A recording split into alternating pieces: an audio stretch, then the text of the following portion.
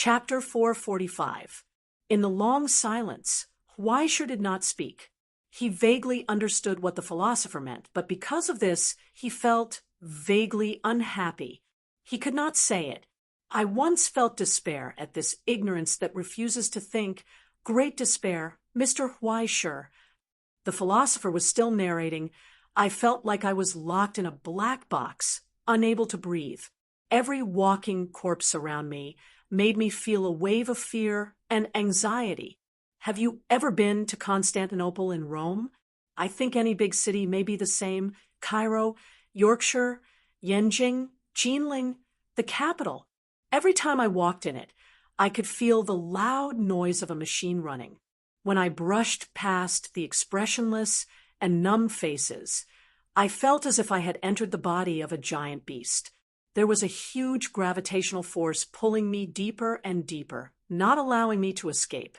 Instead, it kept me there, trying to turn me into something that was no different from the others, a component that could be replaced at any time, a dispensable cell in the social system. Like a slave, I gave up thinking, silently submitted to the collective, obliterated myself, and became a numb machine. Until one day, I felt that I could not stay there. The philosopher told Huaisha I had to escape. I had to leave that place.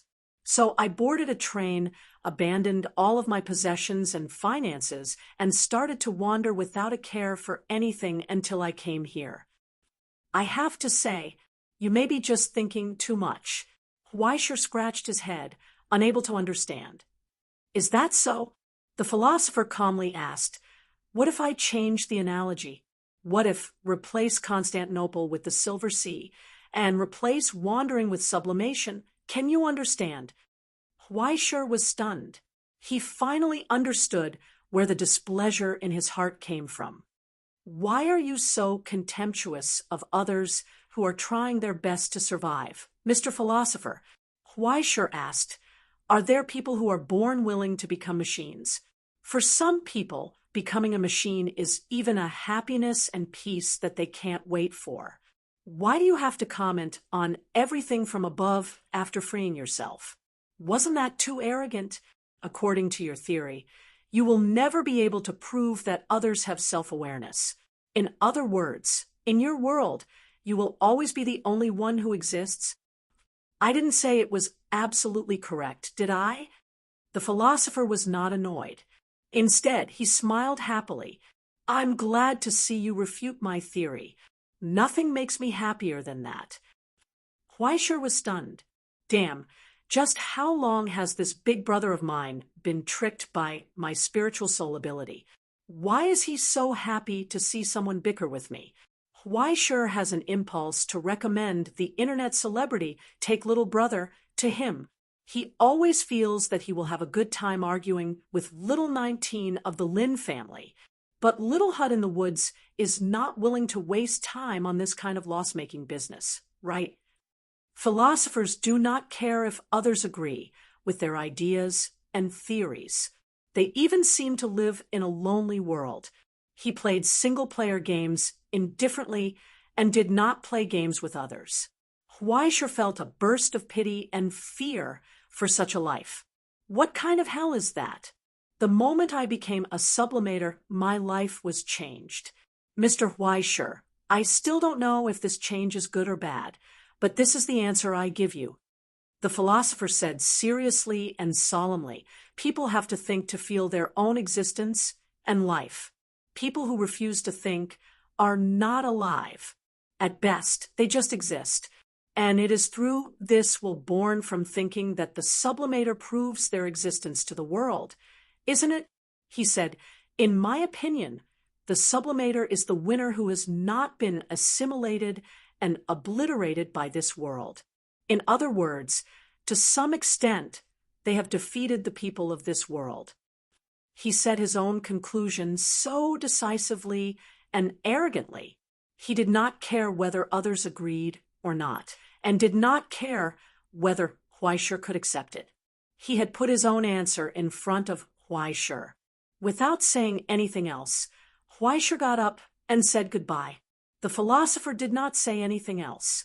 Instead, he walked him out of the school's back door and suddenly said, "You have come from afar as a guest. I'm sorry that I can't be a good host, but at least let me do you a small favor. How about it?" Huaisher looked at him blankly. He felt like he had heard this before. Why do you Indonesian sublimators like to help others so much? Then, he saw the philosopher fold the paper bag with the food and put it in the trash can. He waved at the people on the side of the road. Then, an off-road vehicle drove over from the end of the street. Huaisher was stunned. It was clearly the car that he had borrowed from Ollie, but now it looked brand new. Not only had the bumpers on the front and back been replaced, but even the scratches on the car had been smoothed out with paint. The mud and dirt on the car were all cleaned, and the tires were all replaced with brand new ones. The door opened, and a middle-aged man jumped out. He pulled out a squirming bag from the trunk and pulled it in front of Huaisher. The bag opened, and a man with a head full of blood crawled out. One of his arms had been cut off. He looked like he had been tortured. He wanted to cry, but when he saw the philosopher next to Huaisher, he was stunned. He trembled and knelt on the ground, kowtowing and begging for mercy. His mouth trembled as he muttered in Indonesian dialect. The philosopher pointed at Huaisher, and the man turned around and kowtowed to Huaisher, sobbing and crying. Huaisher began to doubt his eyes.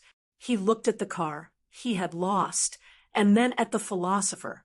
He did not understand what was going on. Are the local gangs so polite? That's right. Perhaps it has already undergone a complete makeover after the renovation. The Latin teacher from the aristocratic high school said calmly, "They are all people who are willing to listen to reason. It is not difficult to teach them the right way to live." As he spoke, he turned around and said something to the driver. The man nodded respectfully, stepped forward, and bent down. Then he held Huaisher's car keys in front of the boy. At this point, how could Huaisher not understand the situation? The guy next to him was not a philosopher. He was clearly the godfather of the local gangs in Indonesia. Perhaps the godfather of the local gangs could only be his son. With such a secretive and terrifying soul ability, it wouldn't be difficult to organize this group of people. Or rather, with his strange way of thinking and strange personality, he did not have any scruples at all. "I agree with you on one point, Mr. Huaisher." The philosopher looked him in the eye and said calmly, "I have no right to look down on those who try their best to live. But sometimes when faced with vermin and stray dogs, who are worse than zombies, why not let me make them better? At least this way, more people will not be hurt, right?" Huaisher looked at him deeply. He did not doubt the authenticity of the philosopher's words. At least he was still alive and standing here. This proved that under the supervision of the Astronomical Society, the philosopher was a harmless person. He did not even disturb the local social order. Perhaps he would develop into a collaborator and informant. After all, his ability was too convenient. But it's just a car thief. There is no need to cut off his hand, right? Huaisher lowered his head and stared at the embarrassed car thief on the ground. Even if he was angry because his car was stolen, at best, he just wanted the car thief to have diarrhea at the border. In fact, I have already dealt with him leniently. The philosopher sighed helplessly and shrugged. There is no need to treat me as the kind of person who treats human lives like grass. Mr. Huaisher, I asked him to come here to plead with you. After all, most of the time, the anger of a sublimator is too exaggerated for ordinary people. As he said this, he lifted his leather boot and kicked the car thief on the ground. He shook his head coldly. No matter how outrageous and disgraceful this guy is, he is still the father of 2 children. I can't just watch those 2 children become orphans. He offended a sublimator, offended the Forestry Association, and at the same time angered the Astronomical Society. Cutting off one hand is already too biased for him. It must be known that a sublimator with a good temper and no arrogance like Huaishir was very rare. If he encountered a person with a surly personality, it was not impossible for him to kill his entire family. The philosopher had brought him here in search of this forgiveness from the Sephora scholar's poem. In the silence, Huaishir couldn't help but sigh. "I finally know why you are called a philosopher and not an educator," he suddenly said. "Has anyone ever told you that you are actually not good at being a teacher?" The philosopher was stunned. Then he saw Huaishir pull out his knife. The knife was shining brightly. He said, "Education is different from training animals." In the sudden silence, Huaishir bent down and pressed down on the car thief. He cruelly cut open the wound on his arm that had just healed, picked up the debris embedded in the wound, and finally picked up the severed hand in the bag. Hilghost's vitality was injected into it, and 2 layers of silver blood medicine were applied to the wound. He threw the arm back into the car thief's arms. He put away the blade. The man who stole the car was stunned for a long time. His pale face finally looked better, as if he was relieved. But then he couldn't help but scream, because Huaishir's finger was pressing hard on the wound on his arm. Such a rough awakening of his gradually numbing pain. It made him spasm in pain. This is the lesson that should be taught to you. It's not because you offended anyone or some huge organization, but because you made a mistake. Huaishir lowered her head and stared into his eyes. She enunciated each word clearly. "You are not allowed to steal, understand?" The man who stole the car nodded frantically and begged. But it wasn't until he found it difficult to breathe that Huaishir released his finger and slowly stood up. "Take him to a good hospital," Huaishir said to the philosopher. "It's not too late to take him back now." The philosopher was stunned for a moment, as if confused. "Is that all? What else do you want?"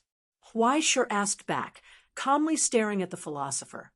"I didn't become a sublimator to cut off someone's hand when I was angry. Looks like I did something unnecessary."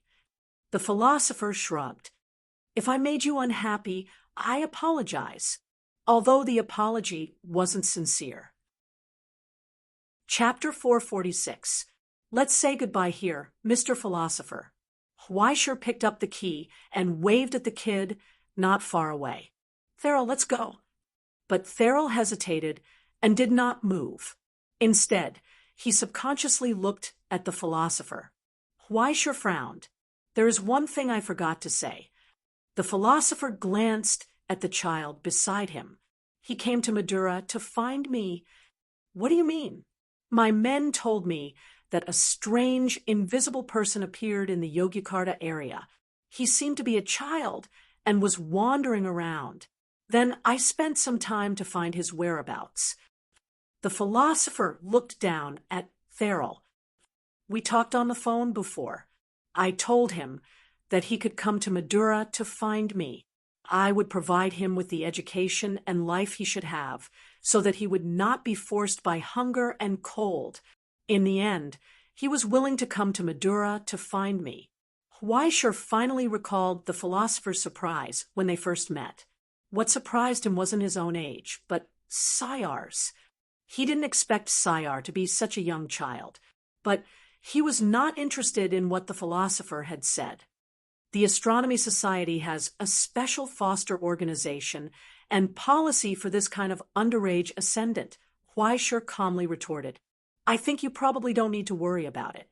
Why don't you ask him?" The philosopher turned back and glanced at Sayar.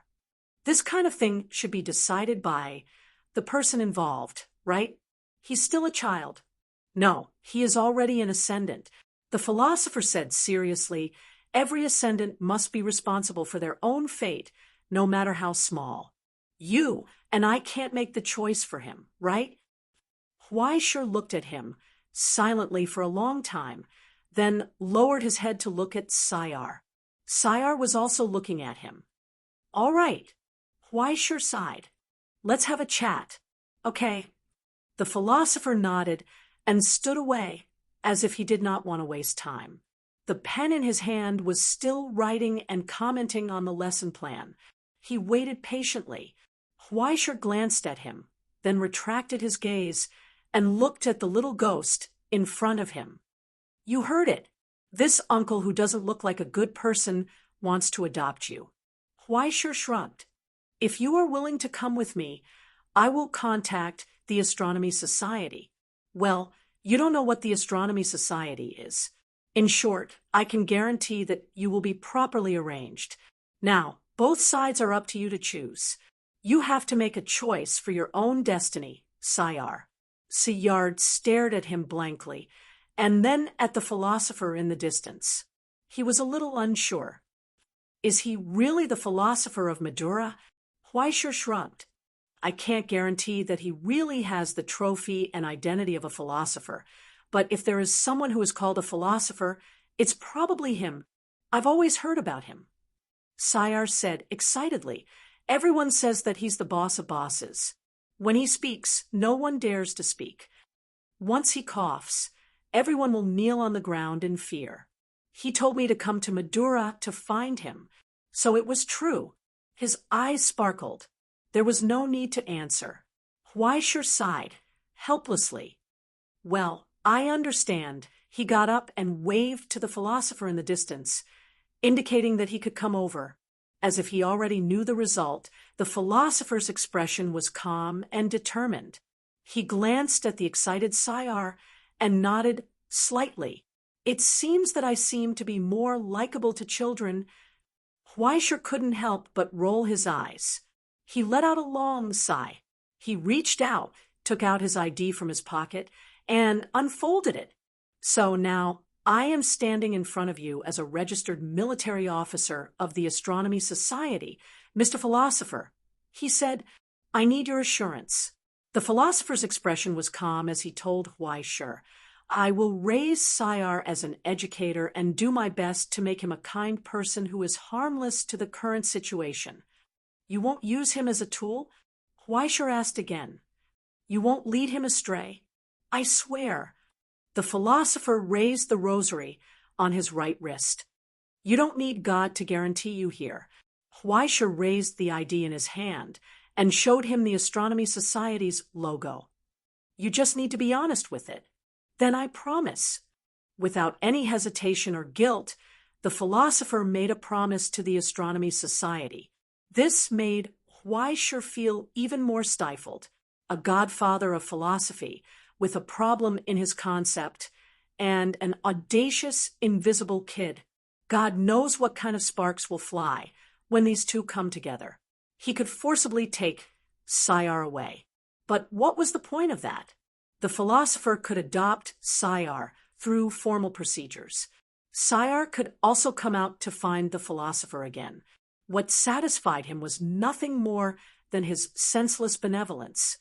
Huaisher took a deep look at the philosopher in front of him, and then looked down at the excited Sayar. He couldn't help but shake his head. He reached out and rubbed Sayar's hair. Then, let's say goodbye here, kid. He thought for a moment and suddenly asked, Before you leave, can you tell me what your dream is? Huh. Sayar didn't understand. Huaisher explained, It's something that you want to realize even in your dreams. Sayar thought for a moment and hesitated. In the end, he began to blurt out his inner thoughts. I want everyone to see me. Can such an idea be counted as a dream? Can it be counted as a dream? Huaisher didn't know. He just suddenly felt that it was a bit absurd. The ascendant who chose to hide himself because of fear of being hurt actually yearned for everyone to be able to see him, but the philosopher, who remained skeptical of everything, could gain the unconditional trust of others. It was too contradictory and also too ironic. I hope your wish will come true soon, Sayar. Huaisher reached out and pressed his shoulder. He said seriously, I hope everyone can see you, and I hope you can remember that among the people who are watching you, there is a very fierce big brother Sayar nodded, as if he didn't understand. Huaisher laughed. Perhaps one day Sayar would understand the choice he made today. He also hoped that when the time came, he would be able to fulfill his wish in an upright way. Goodbye, kid. Huaisher raised his head and said goodbye. Sayar waved at him and turned to follow the school's worker. The philosopher promised that from tomorrow onwards he would start a new life here, and no harm would come to him. Although he was suspicious of this guy's bad character, he wouldn't go so far as to deceive a child for some dirty purpose. Very emotional, isn't it? The philosopher smiled and watched Sayar's figure disappear into the distance. He suddenly said, "Sometimes I feel that only children are the only living and real existence in this world. The vast majority of people are like this. When they open their eyes and face the world, they are full of curiosity. But after being covered by layers of lies, whether good or bad, they gradually become different." This incomprehensible middle-aged man showed a sad expression. Once you step into this society, no matter how great and upright your ideals are, how magnificent your dreams are, how sharp your edges and corners are, they will be obliterated little by little. Whether it's determination or dreams, they will all be gradually forgotten in the dust. Too many regrets, too many unwillingness. In the end, they will all disappear in the long passage of time. Like dew. Huaisher couldn't help but nod in agreement. To be honest, out of all your words, this is the only sentence that sounds reasonable. Am I hated? The philosopher asked. More or less. Huaisher nodded and said frankly, "You are the kind of person that I hate. I'm afraid it will be difficult for us to get along." So, the philosopher laughed. "But you won't stop thinking, will you? Maybe occasionally, but it won't be because of you." Huaisher thought for a while and answered seriously, "It's because of things that are more worth thinking about." He turned to get in the car, started the engine, and prepared to leave. "The Silver Sea has a gravitational pull, Mr. Huaisher." Outside the window, the lonely man suddenly said, "Compared with the eternal ocean, we are just a wisp of mist. Every independent soul had to fight against it at all times. Otherwise, even if it is sublimated, it will only soar for a moment. It will eventually fall to the earth." This was the philosopher's final farewell. "I sincerely wish you that you can soar in the sky for a long time." Huaisher didn't answer. The off-road vehicle had roared away. The philosopher stood in place and quietly watched him go away. Until the bell rang behind him, he picked up the lesson plan, turned, and walked into the school. 4 hours later, after returning the car to the Forestry Association in the Madura region, Huaisher came to the dock area. The Forestry Association was much more generous than he expected after settling Huaisher's workload. Not only did they subsidize Huaisher's gas cost, but they also gave him an additional $12,000 as a reward. There was more money. He didn't have to beg all the way to the South Pole. But Huaisher didn't feel very happy. The conversation with the philosopher wasn't as pleasant as he expected. Instead, it made him extremely unhappy. After answering Huaisher's question, he threw more doubts to Huaisher. Similarly, he showed his attitude and life without any disguise. He faced Huaisher's refutation so frankly, and he would never change because of Huaisher's displeasure. It was as if there were many friends in the world who had a good conversation with him and had a good relationship with him. There were also people in the world who he couldn't understand, but also existed. No matter which side it was one side of the world. No matter which one it was, they were all part of the sublimators. This world is really complicated. Huaisher sighed softly. On the backpack beside him, Crow nodded. Who said it wasn't? I don't understand a little. It doesn't matter. Many people don't understand. Crow said lazily, but you still have a lot of time to figure it out, don't you? Huaisher nodded gently. Not long after, the sound of a steam whistle woke him up from his contemplation. At the edge of the dock, a steamboat came over with a board. Then, a man wearing a white navy hat popped his head out and waved at Huaishur. "There's no time to explain. Hurry up and get on the boat." As if he had seen him somewhere before, the familiar man waved at him and said with a smile, "There's a long journey waiting for us." "Hello, I'm Huaishur." The young man shook hands with him and looked at his face. He felt that he had seen this face before, but no matter how hard he racked his brain, he couldn't remember where he had seen it before. "How should I address you?" "You can call me Kay." "Ahem, Captain Kate Peterman." The familiar man grinned and patted him on the shoulder. "Sit tight. Young man, we're going to Australia. Soon." The steam whistle sounded. Carrying the only passenger, the steamboat named Mayflower roared into the distance. It was as happy as a wild dog on the sea. A new journey was about to begin.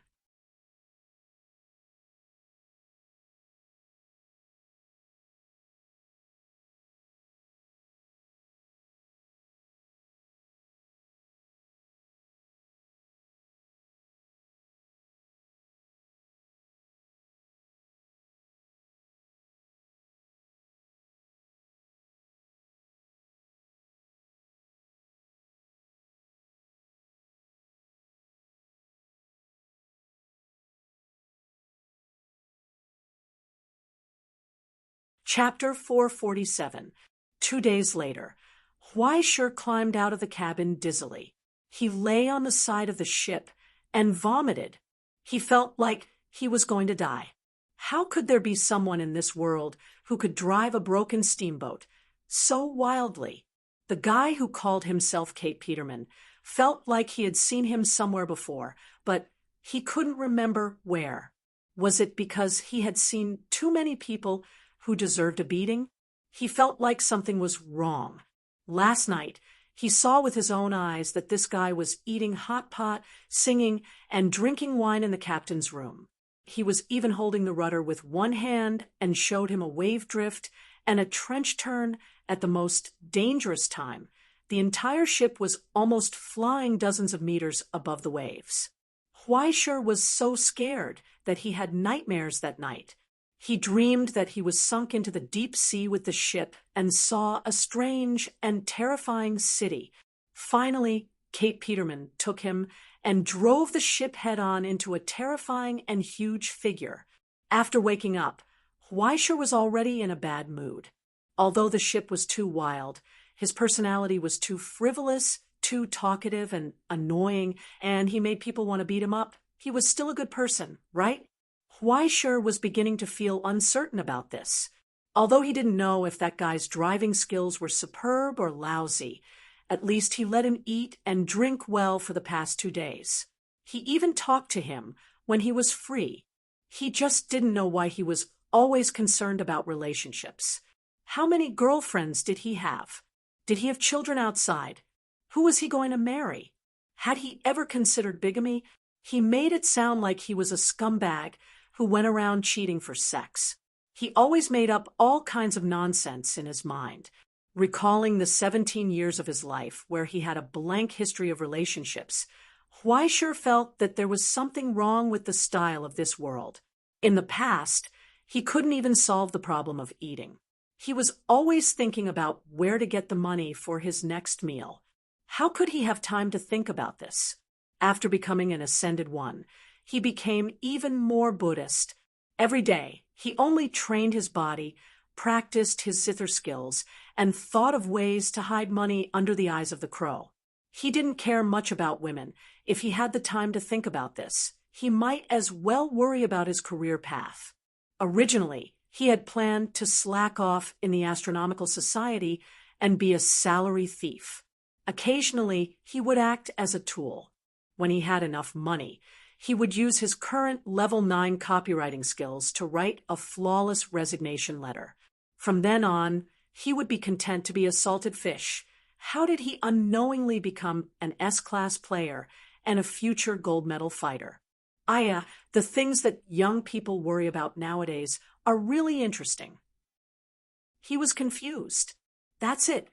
Then what do you want? To take a thrilling trip to our Ela with a newcomer card? The captain lowered his head in shock and looked at him. It's not too late to turn back now. If you want to die, I don't mind tearing 2 more cards. God knows what he's talking about. Weisher took out his mobile phone and directly connected to the GPS of the Astronomical Society to check his location. After repeatedly checking many times, he still couldn't believe it. I'm really in Australia? This doesn't make sense. Weisher turned back and stared at the crow on his backpack. This ship didn't explode. Then do you want me to arrange it for you? The crow sighed. You're not happy if the ship explodes, and you're not happy if the ship doesn't explode. Idiot, you've been hard to please recently. Weisher rolled his eyes. Who was the one who caused all of this? Well, it's time to say goodbye. The captain whistled and showed a smile that was asking for a beating. He rolled 2 dice in his hand. How about I give you some benefits? What kind of benefits? Weisher subconsciously raised her guard. Dang, dang, dang. The young captain, like magic, pushed out a small cart and pointed to a dazzling array of goods. The Mayflower limited supply event has begun. All goods are at a 40% discount. 40% discount. You won't lose out or be cheated. How about a little? Weisher habitually rolled his eyes at this inexplicable development. When he saw the price tag on the cart, his eyes almost rolled to the back of his eyeballs. What the hell? Weisher pointed to the bucket of water above. You're selling me 80 cents for a liter of mineral water? US dollars? This is still a 40% discount. Do I look like a sucker? Also, this compressed biscuit looks like it's about to expire, right? Where did you get the confidence to sell it for 41 packs? You don't have to buy it. The captain showed a strange smile. But be careful, young man. After this village, there won't be this shop. Weisher, would rather die of thirst today and jump down from here than buy a bottle of water from you. Weisher clutched his wallet tightly, guarding against this guy who intended to feed him noodles or noodles. Anyway, the coastline was already in sight. At worst, he would jump down and swim over. You want my money? Dream on. But to his surprise, the captain only looked at him with pity and put the cart away. Not long after, a foul smell gradually emerged from the sea. As the coastline got closer and closer, the pungent smell in the air became thicker. After passing through the layer of brown sticky oil and a lot of foam on the surface of the shallow sea, the steamboat docked at the small dock on the shore in the pungent haze. The factory in the distance revealed a sharp and tall silhouette under the gray sky. Thick smoke constantly rose from the huge chimney like a black pillar, holding up the heavy clouds that were constantly pressing down. The gradually barren plains outside the city could be vaguely seen, as well as the huge desert at the end of the line of sight. Weisher could not help but hold his breath. It was too pungent. However, the captain took out a small trumpet out of nowhere and blew it joyfully, sending his only passenger ashore. Welcome to the only town in southern Australia, Darwin. He applauded excitedly and pointed to the dock beside the boat. Quickly embark on a new journey, young man. The dangerous life of survival of the fittest is about to begin. Weisher looked back at him. He was skeptical and felt that the captain was ready to see him make a fool of himself. But until he stepped off the boat, no one suddenly jumped out to pull out a rifle and shoot at him. Maintaining caution and vigilance, Weisher first walked into the only convenience store outside the dock. 3 minutes later, he rushed back as if he was chased by a wild dog. He grabbed the anchor of the Mayflower steamboat that was about to pull off the shore. Good brother, wait a minute. He rushed up and hugged the captain's thigh humbly. Is there any more compensation benefits? I'll buy it. I'll buy it. I smell good, okay? So, the captain showed a helpless smile. Then, he reached out and took off the limited-time discount sign on the cart. It's not a problem if you want to buy it. He grinned and smiled happily. I'm sorry, but the limited-time discount ended 3 minutes ago. Now it's full payment, okay? Resisting the urge to cry and the sharp pain in his heart, Weisher took out his wallet and trembled as he took out the US dollars he had painstakingly saved. Okay. He squeezed out a voice from between his teeth. I want all of it. Chapter 448. As everyone knew, Australia was a godforsaken place. More than 100 years had passed, but the wounds left by that war were still deeply imprinted on this land. As the violent struggle between Egypt and America came to an end, Australia, which could have been called the seventh continent, had been completely turned into a pile of ruins. It was a scene of devastation. This was the result of the countless conflicts accumulated during the Age of Exploration. Several nuclear explosions with a yield of 80 to 90 million tons turned more than half of the land into a permanent no-man's land. Even now, it was still filled with deadly radiation. The struggle between the creators and the ascendants of the two sides directly split Australia into two pieces like biscuits. Then, in the violent earthquake and turbulence, more than 1/3 of the land sank permanently into the sea, forming the most tragic Queensland Bay in the world today. If it weren't for the fact that Rome and East Sia, who had not yet been divided, still had a little bit of rationality left and desperately tried to ease the tension, the two sides would have already started a full-scale war. After avoiding B, what ushered in was not a happy ending. After Egypt and America left, this was the tragic situation they left behind. And because of the subsequent lack of control, large-scale desertification spread wildly. Within 40 years, more than 60% of the cultivated area had been eroded. In the end, what was left was this dead place. Today, there were only a dozen towns in Australia that united into a fragile government. They relied on mineral exports and heavily polluted industries to maintain their own existence. No matter how one looked at it, it looked like it was over. The town of Darwin, which was said to be beautiful more than 100 years ago, had now become a ghost place where even breathing would cause cancer. Most of the streets in the dilapidated town were empty.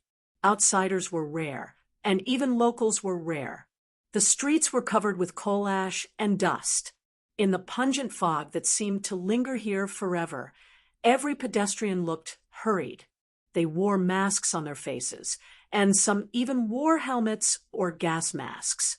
Looking at the hardcore way of life here, it was not unreasonable for the heavy metal music festival to be dominated by Australians for a long time. Under the influence of such an atmosphere, even the prices of the items in the retail stores became exceptionally hard.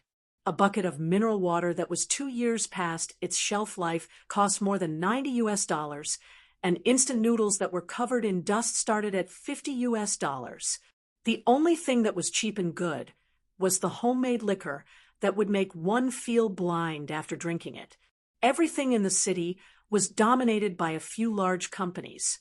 Whether it was water supply, food, or production, everything was divided up. Now, almost all the people in the city were employees of those big companies. Although their salaries were meager, they could at least rely on internal channels to buy basic water, food, and even other supplies. The only retail store on the street was the one at the docks that only stocked up once a year. After staying in this city for only 10 minutes, Weisher felt a pain in his lungs, as well as a deep sense of resistance. Even the mountain ghost's sacred mark became sluggish in this harsh environment. If he stayed in this place for too long, forget about getting promoted. Weisher suspected that he might even drop back to Tier 1. Therefore, the first thing he did when he got ashore was to buy a map from a convenience store after being stabbed. He had to figure out where he was first. Next, he had to figure out how to get out of here. After running through all the transportation hubs in Darwin Town, he felt unwell. The bus stops were practically non-existent, only leading to the various factories. As for the train station, there were basically only trucks coming and going. Moreover, they were all or from the surrounding areas. There were no trains going to the other side of Australia. There was a huge desert in between and several areas with heavy radiation. He could not even lay a foundation, let alone a railway. The next ship from Canberra to transport or would arrive 27 days later. After hearing about Huaishi's situation, the ticket seller could only shrug helplessly. After coughing for a long time, he suggested that Huaishi go to the neighboring town to think of a solution. It was quite convenient to go there. There would be a long-distance bus in 5 days. After hearing that, Huaishi felt unwell. Was he really living in modern times? Or had he accidentally transmigrated to several hundred years ago? Why was it so difficult to just go on a trip? After checking into a room in the only rundown hotel in the town, Huaishi refused all the services that the fat female boss offered. After closing the door, he drank some mineral water and ate 2 packs of hardtack. Then he found that his nose was so dry that it hurt. After pinching it twice, blood flowed out from his nose. After awkwardly washing his nose with the smelly tap water, Huaishi raised his head and leaned against the creaking chair. He felt that he was going to die. If he continued to stay in this damned place, he feared that he would get pneumoconiosis before reaching Canberra. "Are you an idiot?" Crow could not stand it anymore and rolled his eyes. "Can't you just hire a car?" "It'd be weird if I could hire one," Huaishi sighed. "If you can't hire one, then rob one." Crow's voice trembled. "Are you still an ascendant? Why is an ascendant so shameful in your mouth? Are you unable to adapt to the primitive environment after staying in a country ruled by law for too long?" Crow stared at the unrighteous guy. "This is Australia. 10 steps out of the town is completely lawless Australia. If you commit murder and arson, as long as you are not caught, you can continue to get away with it. It's a paradise for all fugitives. Don't you think it's a bit too much to expect that buying a ticket here can take you across? Do you really plan to rely on the 11? She suddenly stopped mid-sentence. Huaishi raised his head and looked at her in confusion. "Rely on what?" Crow looked at him for a long time, then suddenly revealed a smile that made Huaishi uneasy. "Yes, since trains and cars don't operate, why don't you ask the magical 11 route?" "What?" Huaishi was stunned. He did not even feel his nose bleed again. 11 route? Are you serious? Why not? Crow excitedly flapped his wings. "Don't you think this is very suitable? You're a sublimer, an ascendant. I've never heard of a mountain ghost being afraid of radiation. Why don't you use your own legs to think of a way? When the time comes, you can do a live broadcast. Maybe you can gain more popularity. I've even thought of a title for you: Martial Arts Master Live Broadcast Brave, the No Man's Wilderness. How about it?" "What the hell is a martial arts Master Live Broadcast Brave, the No Man's Wilderness?" Huaishi pointed at himself blankly. "Do you think any of these words have anything to do with me? Why can't I endure it?" Crow asked back. "Don't forget, you are the founder of the Orchard Fitness School.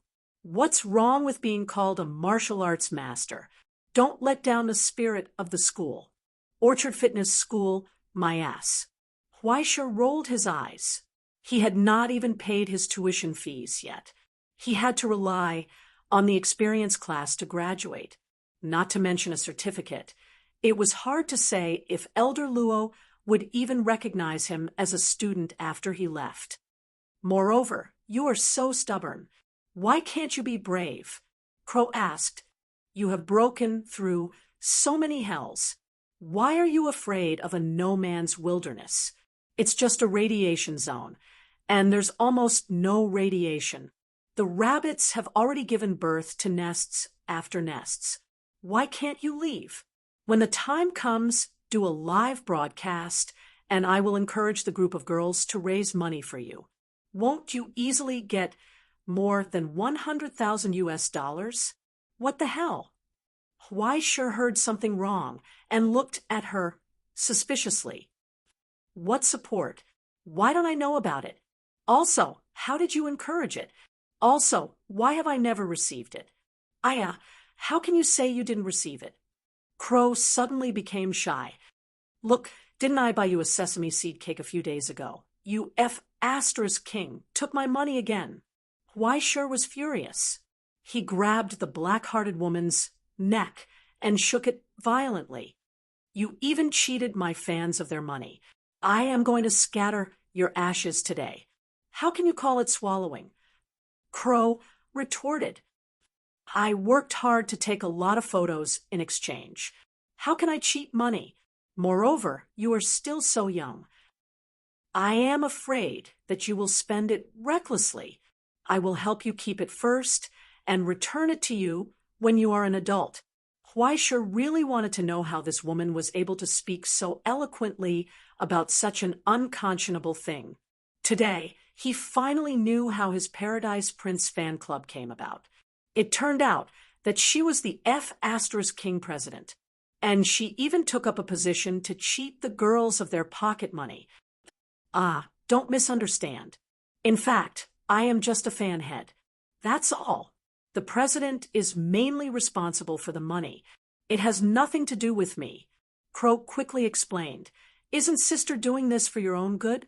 You see, no matter how small the correction value is, it is still meat. How do you think your luck came about? Isn't it all because sister used the correction value to help you change your fate bit by bit?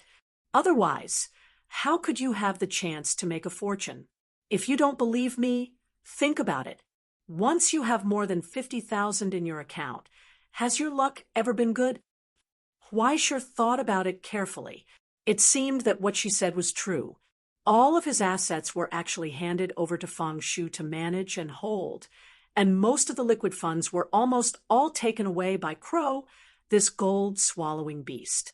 In fact, he didn't have much money in his pocket. Recently, he finally managed to do some dirty work. In the end, he just made a fortune, and then he went on the Stellaris account. One careless operation caused the whole village to have to eat. Although part of it was her doing, it couldn't be denied that once he had money, his luck had never been good. Thinking back to his past, when he was so poor that he went crazy, he could at least eat a mouthful of food. Once he had a little bit of money, he had to hover between life and death. In the end, he often suffered a big loss. There is a saying about your original life. It is called, "The success of 10,000 generals is built on a single skeleton." Crow's words stunned Huaisha for a long time. Immediately, he was secretly happy. You mean my future achievements can be compared to 10,000 people? You think too much, okay? Crow looked at him with pity. You are that one. Chapter 449. In the first half of your life, you were the bane of the heavens, the earth, and yourself. Your only advantage was that you were tough enough. If I left you alone, you would have to endure until you were 18 years old to have a chance to turn things around. If you can't turn things around, then you'll be miserable. Crow shook her head and sighed. When the time comes, you'll sink other people's ships, sew other people's wedding clothes, and ruin other people's soup bowls. Don't talk about becoming an ascendant. If it wasn't for the suppression of the Book of Destiny, you would have been dead long ago. Huaisha sucked in a breath of cold air. He always felt that this black-hearted woman was lying to him, but it seemed that what she said did make some sense. What about now? He was a little panicked. Now you're still like a sieve, full of holes. Fortunately, I helped you mix a few more rounds with the red string, or you would have been on your way. Crow sadly wiped her tears. Count carefully. How much did I silently sacrifice for you behind your back? Now I'm just taking some stinky money from you, and you want to throw me away. I don't want to live anymore." Under Huaishi's bewildered expression, Crow began a new round of performance. After finally fooling around with this matter, she magically raised her wings and wiped the tears on her face. She looked around as if nothing had happened. "Then what are you waiting for now? Hurry up and get ready to go." "Damn it, go." Huaishi was stunned. "What else?" Crow asked. "Wait for another half a month?"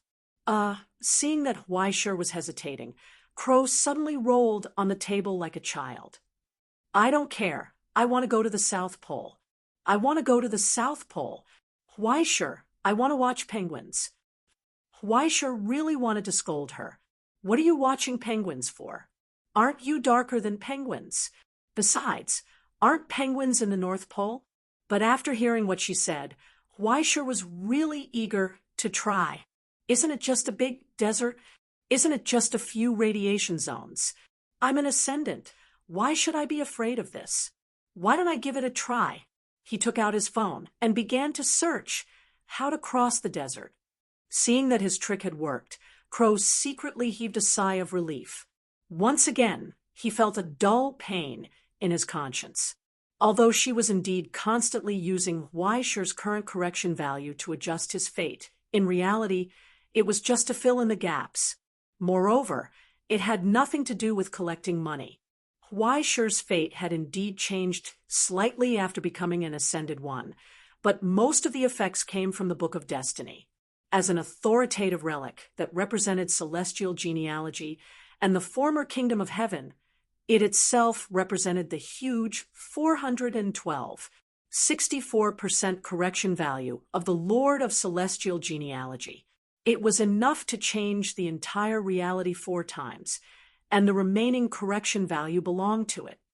Compared to it, the fate of anyone else was too insignificant. It was like a meteor that had been captured by a black hole. Even if it had no malice toward Huaishi, as long as it existed, it would inevitably have a huge impact on Huaishi's fate. The difficult part was not to make Huaishi the guardian of heaven, but how to prevent him from being swallowed up by this too huge mission and completely becoming a tool for the recovery of the utopia. It was just like her answer to Huaishi. Money, beautiful women, doing whatever he wanted, ruling the world, and even immortality for those chosen by the Book of Destiny. All of these were within the scope of effort. The only thing that was too difficult for him was the happy life. Before Huaishi got too close to the vortex, she could only try to delay this process as much as possible, trying to leave some deep past and beautiful memories in his life. At least, he could find his own life. Well, she could also make more money at the same time. It was killing 2 birds with 1 stone, killing 2 birds with 1 stone.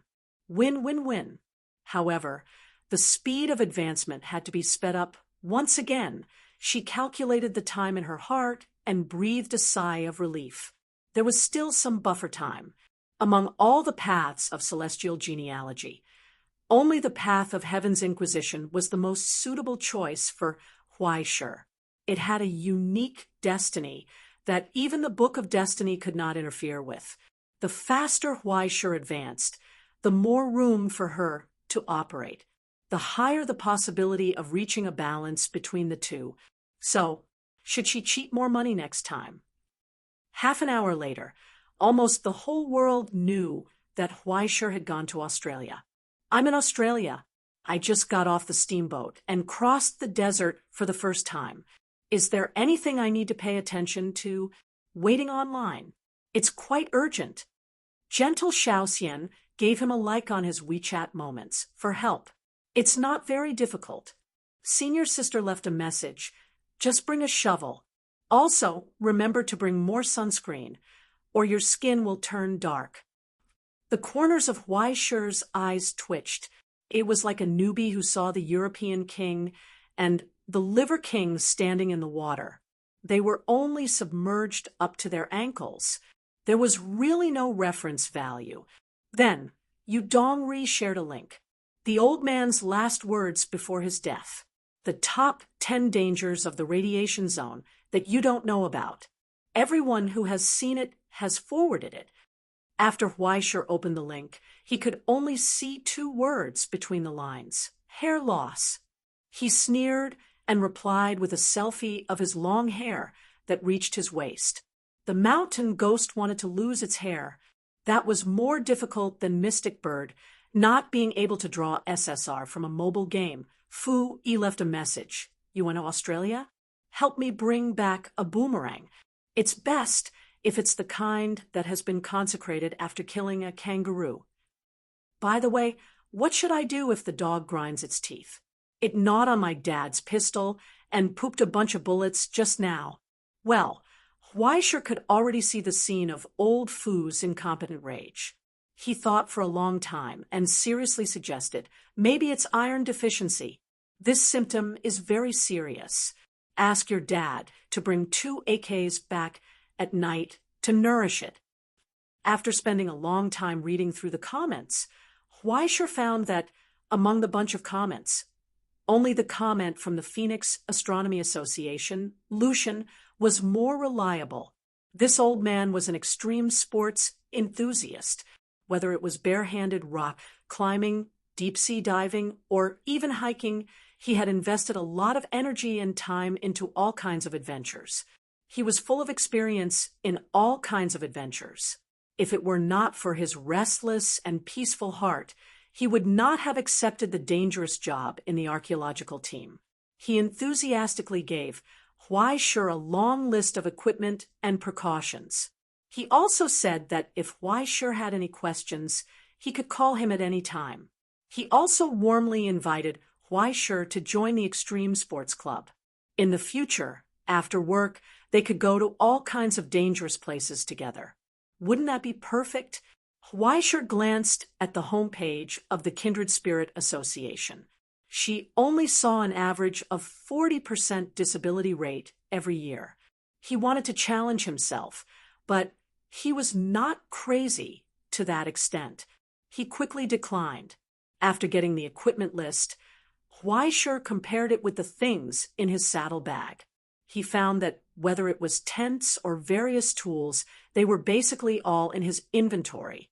The only difference was that the brands were different, but the difference was not big. The most important thing was that the food and water reserves were comprehensive. As for the rest of the items, Weischer planned to buy some locally to see if she could make up for it. While he was looking around in the afternoon, he realized that these things were not as scarce as he had imagined. It was just that the people who sold these things were often not decent people. Everyone seemed to have gotten used to this kind of strange traveler. Some people even hinted at Weischer several times. Although they did not know what he did and wanted to run away, should they recommend a good place for him? There's a big boss who is short of people recently. If you want, you can call this number. Food and transportation are provided. Weischer was dumbfounded when she heard this. Anyway, basically no one believed that Weischer really intended to cross Australia. Only the middle-aged woman who sold simple water filters smoked a cigarette. After listening, she looked at him strangely for a long time. Another one who wants to die? Weischer was puzzled. The middle-aged woman shook her head and put out the cigarette. She took something out of the cabinet and threw it on the table. After confirming that there was no one on either side, he whistled and watered the 3 little brothers. Everyone took what they needed and got along quite well. Among all the flora that Weischer had seen, the flora in the desert could be said to be the most exclusive and stingy. To be able to survive in such a harsh environment, it was equipped with the ability to haggle over all sunlight, water, and even nutrition, just like the black-hearted businessmen in Darwin.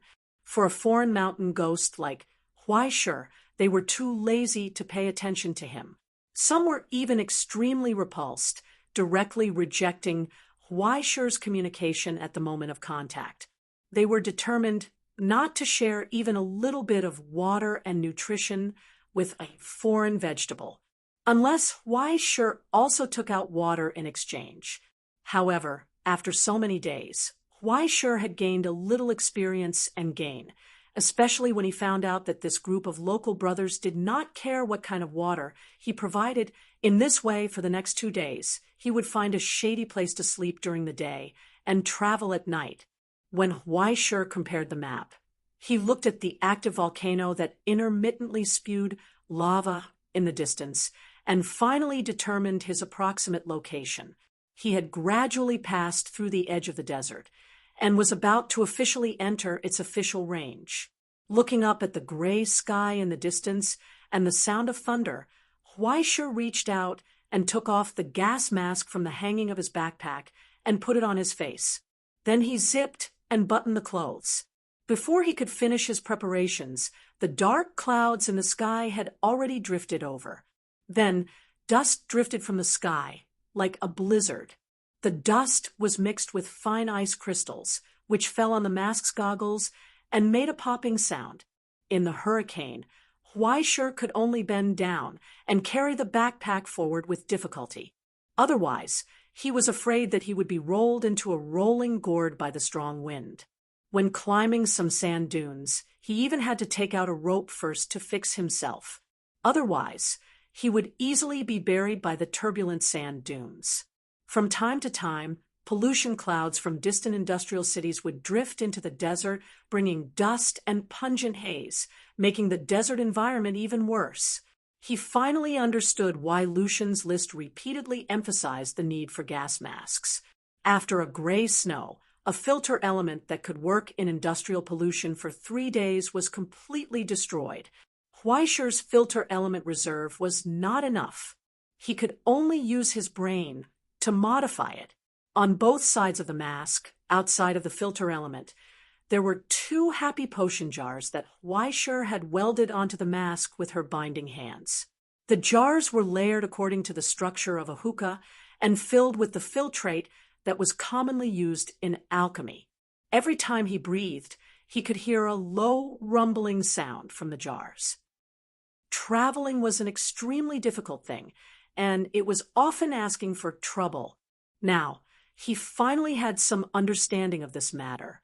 He also fully understood how insignificant he was, but he felt that he was looking forward to the next journey more and more. It was as if he had secretly posted a pornographic picture when the group leader wasn't paying attention and had not been kicked out. He had braved the wind and snow to grow his own branches in this barren desert. It was so interesting to seek death, especially in this kind of adversity that he had never experienced before. He felt that he must be sick. But shouldn't the so-called essence of traveling be like this? There had to be some kind of challenge. After sleeping for a long time, Weisher got up again and looked at the setting sun in the distance and stretched. On the small gas stove next to him, the water in the can and the compressed biscuits inside were churning together. It was almost ready to eat after they were cooked into a paste. The taste was very unpleasant, but at least it was filling. While waiting, he took out a pen and paper and a map to plan the next route. He checked the supplies and equipment again and confirmed that the situation was still within the range that he could handle. Weisher made a spoon and began to wolf down his breakfast. After eating, he rested for 3 minutes. He packed his things and was ready to go. A new day, a new setback, began just like that. In the following difficult time, Weisher actually found that there was at least a little advantage in this place. That was, he didn't have to think anymore. In the beginning, his mind would be in a mess, including what to eat for dinner, what the future would be like, his future life, his future career direction, and even how to find a girlfriend. These were all things that a 17-year-old boy would think about when he couldn't sleep. But as he went deeper and deeper, he became more and more tired and sleepy. Those messy thoughts quickly faded away like the sea at low tide. In the end, only the most simple instinct was left. He took a step with his left foot, then with his right foot. He wanted to keep moving forward. Other than that, everything else that didn't matter didn't exist in this long hiking trip. Above his head was the constantly changing starry sky, and in front of him was an endless barren desert. When the crow stopped talking, Huaishir was only accompanied by a long silence, the sound of the wind in the distance, and the deep rhythm from the heart. Breathe, breathe, breathe, breathe, he repeated it, and then moved forward step by step. His heart was empty. He no longer worried about the problems of the past days, and he no longer thought about the distant future. For a moment, Huaishir felt a deep sense of enlightenment rise in her heart. He lived in the present. Chapter 4:51. It was as if having too many lice was no longer an itch. Huaishir found that when you had to face too many problems, people would become strangely calm. Recently, he was immersed in confusion and uneasiness about the future. But when he was thrown into the wilderness, he suddenly realized his impulsive state of mind. Not only was it the growing confidence, but also the gradually accumulated anxiety along the way. Today's difficult journey was like a slap to Huaishir's face. The slap was loud and clear, using a beating from outside society to wake him up from his meaningless contemplation. Idiot, don't waste so much time. Think of something you can solve. No matter how complicated and dark the past was, no matter how far away the future was, no matter how difficult it was to choose, there was no doubt that these were all things that were worthy of serious consideration. But the most important thing was the present. The harsh reality forced Huaishir back onto the ground. He was forced to use his own legs to trudge forward like the others, regaining the sense of reality that he once had. Huaishir felt happy and fulfilled because of this. Experiencing his own powerlessness and limits did not make him depressed. Instead, it made him happier. As time passed, after the difficult early stage, Huaishir gradually became familiar with this overgrown world. The pollution clouds from the edge of Australia had disappeared without anyone noticing, but new troubles gradually emerged. Water source. On the 6th night, Huaishir woke up and checked her reserves. As usual, she suddenly realized that she had already consumed a third of her water supply. He had not even traveled 1/5 of the way. There was not enough water. He repeatedly calculated 3 times and repeatedly reduced his daily water quota. Even after reducing it to just enough to survive, there was still a huge gap. Huaishir tapped his pencil on the book in his hand and fell into distressed thoughts. In fact, no matter how much he reduced his intake, it was still not the solution. There were only 3 choices in front of him. The first was to immediately turn back, taking into account the risks and the possibility of getting lost on the road. The remaining 2/3 of water was enough to support him back to Darwin for another round of supplies. Fortunately, he had enough money. At most, he could find a bad guy near the town and enforce the law. Then, he would have everything. Maybe he could even get a car. Second, from now on, he would change his direction and head east. If he controlled his intake, he would be able to reach Queensland Bay before he ran out of water. At that time, they would be able to easily replenish their water supply. But the biggest problem was that the Queensland Gulf was still a radiation zone, and it was also under the surveillance of the Astronomical Society. In fact, Huaishir could also forcibly seize the vitality and water of other plants to support himself.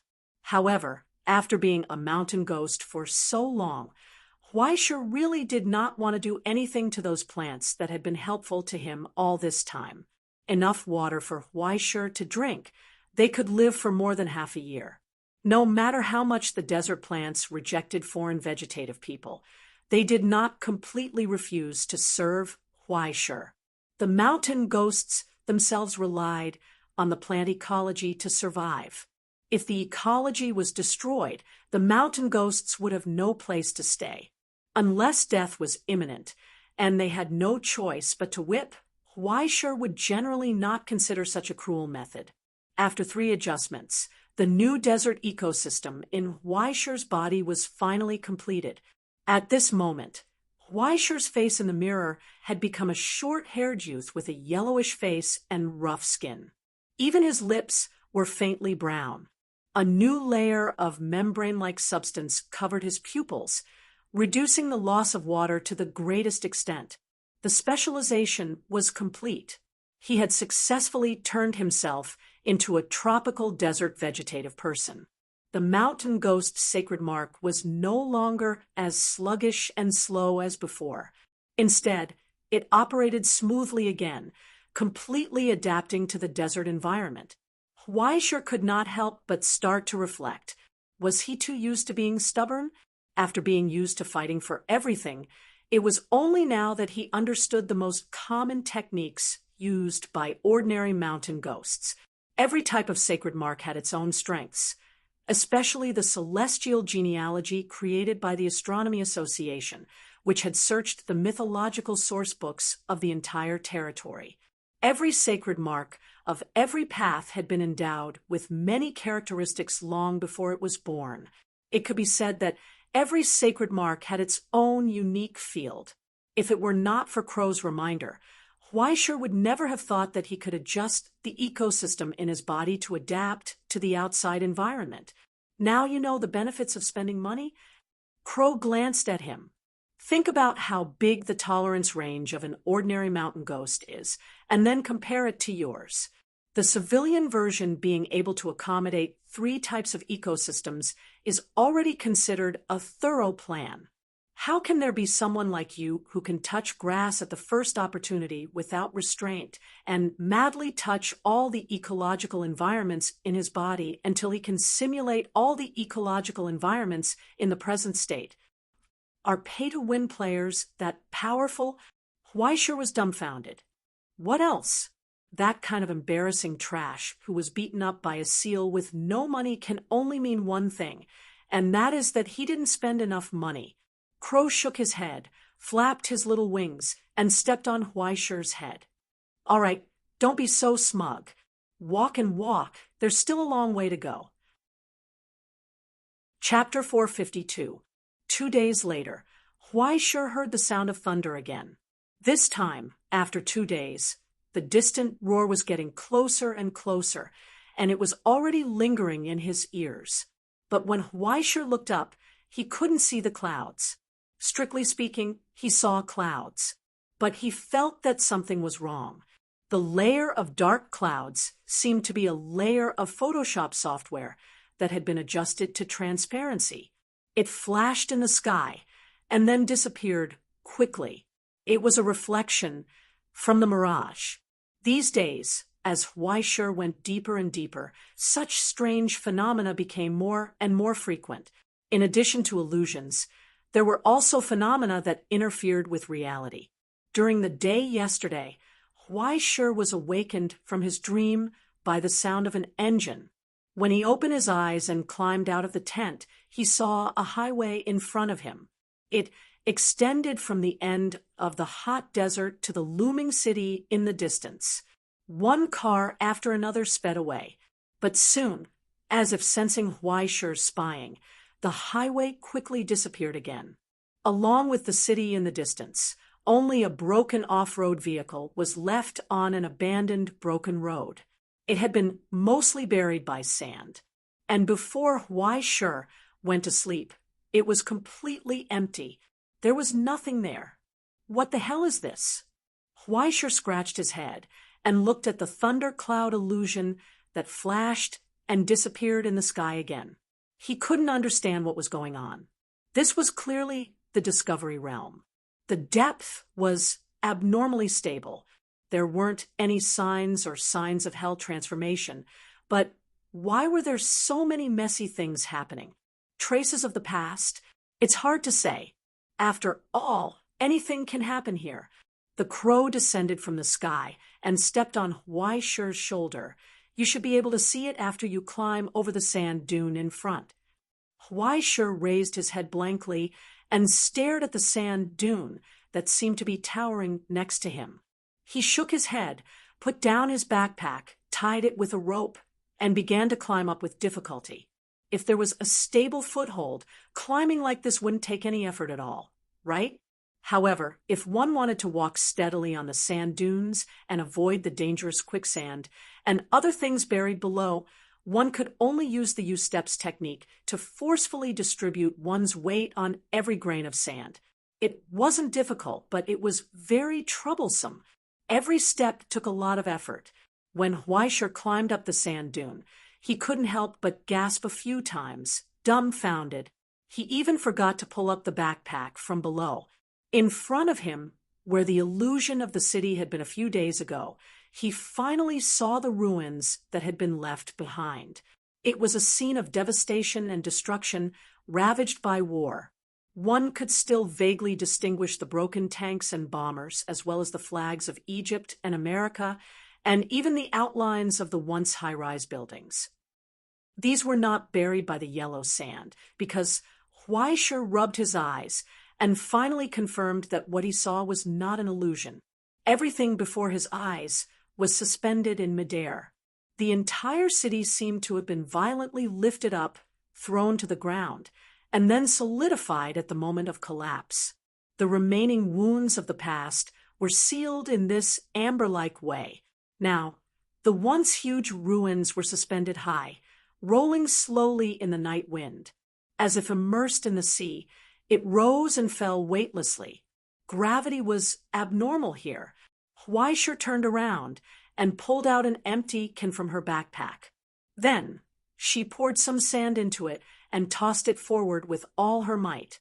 After flying out for more than 100 meters, the flying can came to an abrupt stop.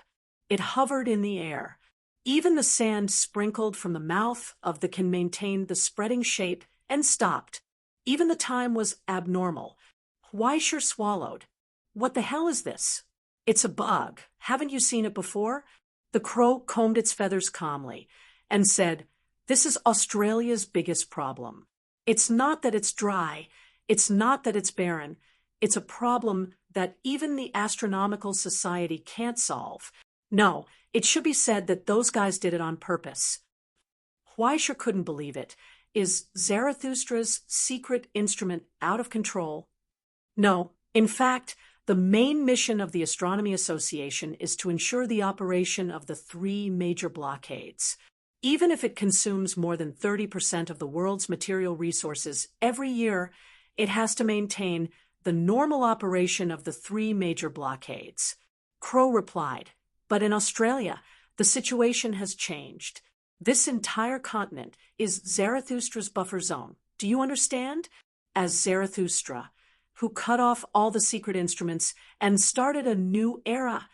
It itself is an existence formed by the framework of hundreds of creators. It has a huge power to replace the gods. In it, it imitates the process of creation and constructs 5 layers of domains. In addition to the realm of eternity in the core that preserves the axis of the world, there are also 4 layers named activity, formation, creation, and outflow according to the definition in alchemy. If it is further subdivided, there are 7 stages, 36 days, 91 regions, and thousands of modules, each with its own function and unique meaning. The laws and data that are derived from it at every moment are even more uncountable, such a huge system and such a complex existence. It is absolutely impossible for its interior to be absolutely flawless. There are bound to be some parts that are difficult to deal with. Those loopholes, bugs, and endless loops, once accumulated too much, will cause Zarathustra's secret instrument to overflow, and then lead to a fatal gap just like a computer. Crow suddenly asked, "If the sea plate is full, what do we do? Heavy armor?" Huaisher answered subconsciously, and immediately sucked in a breath of cold air. "That's right, heavy armor." Crow calmly replied, "Isolate the realm, create a partition to preserve important information, and then completely sink the realm into the abyss, and then build a new realm on top of it. Most people may not even have any experience, but in the blink of an eye, an old hen will turn into a duck, and the world will be brand new. This is the plan to destroy the world that has been circulating inside the Astronomy Association. Why, sure. Every few hundred years, there will always be one or two like this. Ha! She chuckled softly and didn't say anything else. Then, Australia? Australia is a buffer zone prepared in advance to avoid frequent reloading of the secret instrument. Originally, after being beaten into a no-man's land by Egypt and America, they probably felt that there was no one left anyway, so they might as well make use of the trash. Of course. In addition, they also serve the fate of being used as consumables when necessary, but these have nothing to do with you. After all, this is the realm. No matter how bad it is, there won't be any trouble. After a short pause, Crow casually threw out a huge bomb. After all, in order to ensure the stability of the buffer zone, the Continuation Court has moved their headquarters here, so there will definitely be no trouble. What the hell? Weisher was so shocked that he almost jumped up. The Continuation Court headquarters? Here? The Continuation Court's headquarters, which was rumored to be extremely confidential, was actually here? Weisher felt that if this spread out, his perverted mother fans would be shocked for a whole year. This isn't something to make a fuss about, is it? Crow glanced at him in confusion. We just passed by their door 2 days ago. Didn't you pee on a cactus at that time? Weisher's face instantly turned pale. Why didn't you tell me? There's no point in telling you. Crow shook his head. This is just a projection. The physical coordinates of their headquarters exist here, but it doesn't mean that this is the exit. The entire Continuation Court is hidden using aerial technology. They exist in the realm, the border, and the abyss at the same time, with roads in all directions. If they don't want you to see them, even if you are at the door, you won't be able to see them. Relax, dummy. Just treat it as taking a stroll in front of a unit. So what if you are seen? Will there be a sniper aiming at your head? Weisher's face twitched. He finally understood why he had felt a chill on his back from time to time 2 days ago. That was the Continuation Court. The Continuation Court, which kept and sealed countless secret mechanisms. Once the door was opened, the distortion of the entire realm would increase by 60%. Among the 3 major institutions of the Astronomical Association, the Utopia, the Directorate of Command, and the Continuation Court each had their own division of labor. If one were to generalize from the impact, then the Utopia's duty was to pursue more correction values, while the Directorate of Command was responsible for following closely behind, maintaining the situation, and ensuring that the results were not lost. Finally, the Continuation Court was responsible for reducing the distortion of the entire realm and eliminating hidden dangers for the entire world. Because of this, the Utopia was regarded as radical, the Directorate of Command was regarded as pedantic and conservative, and the Continuation Court hid themselves in mystery and had no sense of existence most of the time. They rarely cooperated with the Directorate of Command and worked alone most of the time. And after they appeared, the place where they were located was often barren. If the situation was judged to be dangerous to a certain extent, the entire area would be completely packed up and taken away. Then they would find a convenient place to burn it down and completely eliminate the realm. Weisher felt his legs tremble at the thought of swaggering past the entrance of such a dangerous department. Don't worry. Although it's called the entrance, it's actually dozens of depths away from the real location of the Continuation Court. The Continuation Court isn't that simple a place. Crow waved her wings calmly. Instead of worrying about those things, you might as well worry about what's in front of you. Huh. Weisher was at a loss. Following her gaze, the young man looked up at the sky, with dark clouds billowing in the distance. Isn't that an illusion? Although I once suspected that this was a problem caused by some abnormal mechanism. I just took a closer look. It seems that what you've been seeing all this time is just a mirage and an anomaly in the desert. So, Huaishur asked, since it's a mirage, it proves that this is a kind of optical refraction phenomenon. I don't need to repeat the things in the physics book for you, right? Crow paused for a moment and said helplessly, in other words, the thunderclouds are real and have been accumulating and growing. In the abnormal airflow and temperature in Australia, they merged into a super large-scale natural disaster. That's enough to water the entire desert. And then, Huaishur nodded. And then, it's now above your head. Crow raised her wings, looked at her feathers wet with thick water vapor, and nodded.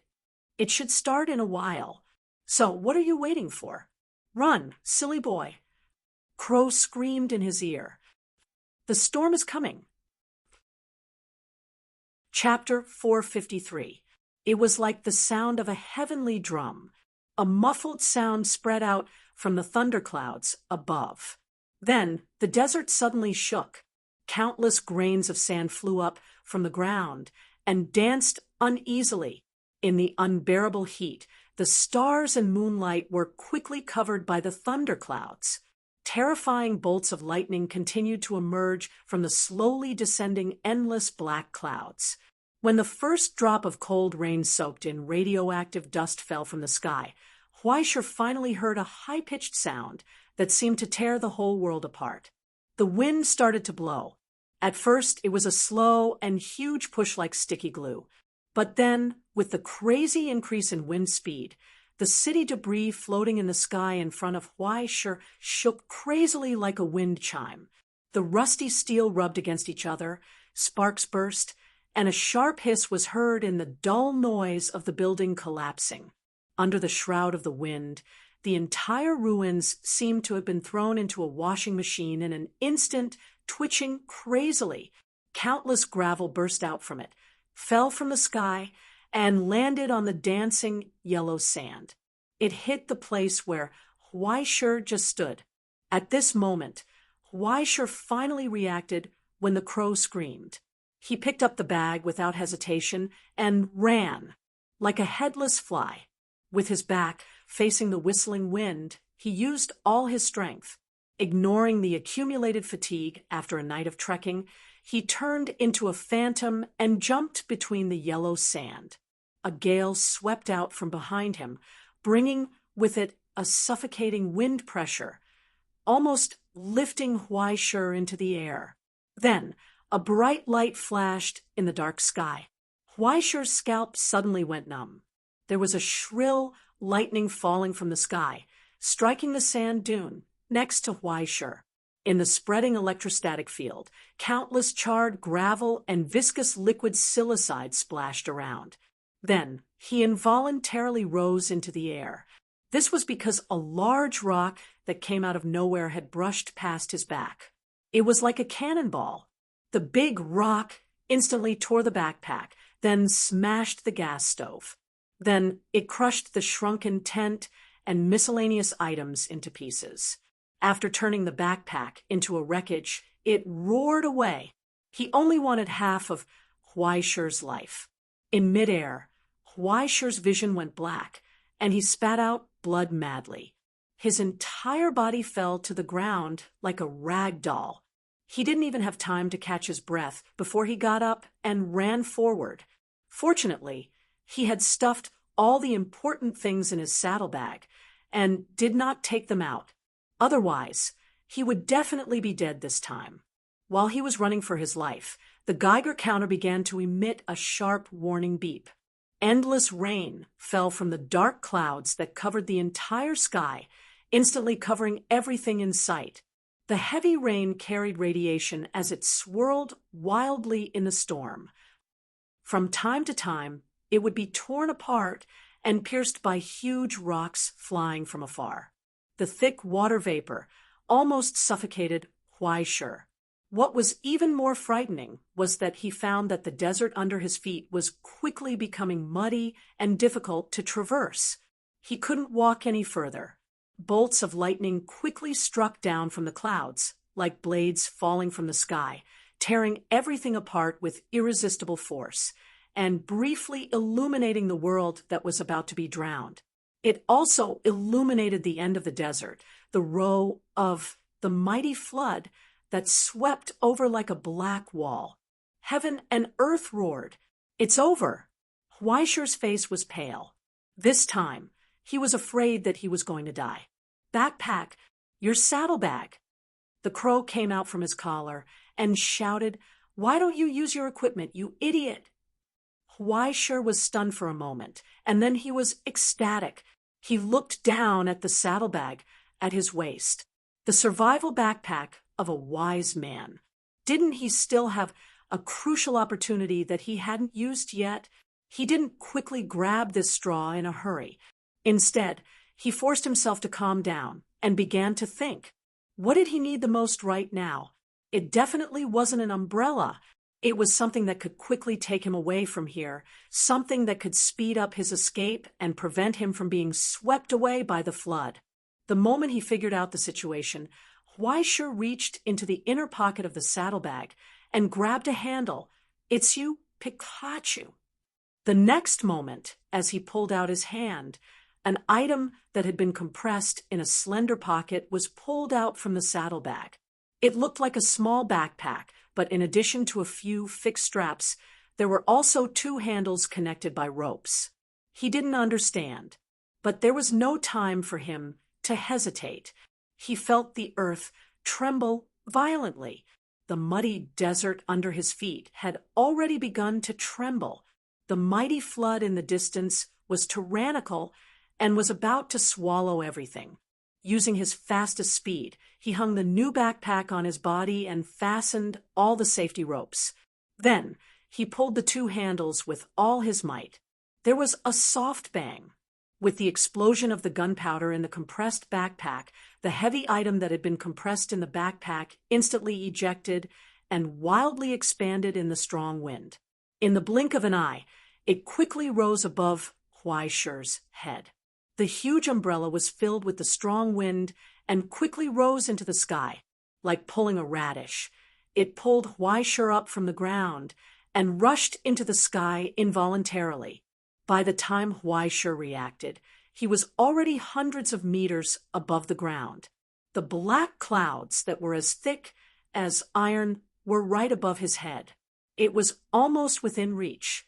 Huaisher subconsciously held his breath and felt the trees of lightning wildly strike the ground from his side. Then, in the storm, the roaring roar spread. There was a slender figure walking on the frozen water, as if walking in the back garden of her home. The surging storm couldn't swallow her, because she was like a phantom walking in the fleeting gap between the storm, calmly walking forward. Sensing Huaisher falling from the sky, the face wearing the gas mask tilted its head in confusion, as if wondering where the hell such a thing came from. Then it stretched out its hand. Huaisher felt an invisible finger tugging at her ankle. Following the tug of the figure, she was abruptly pulled in that direction. Then it easily reached out and grabbed the back of his collar. It almost inconceivably dissolved the huge kinetic energy. He fell from the sky. Only the calm water under his feet trembled for a moment, and there was a muffled sound like boiling.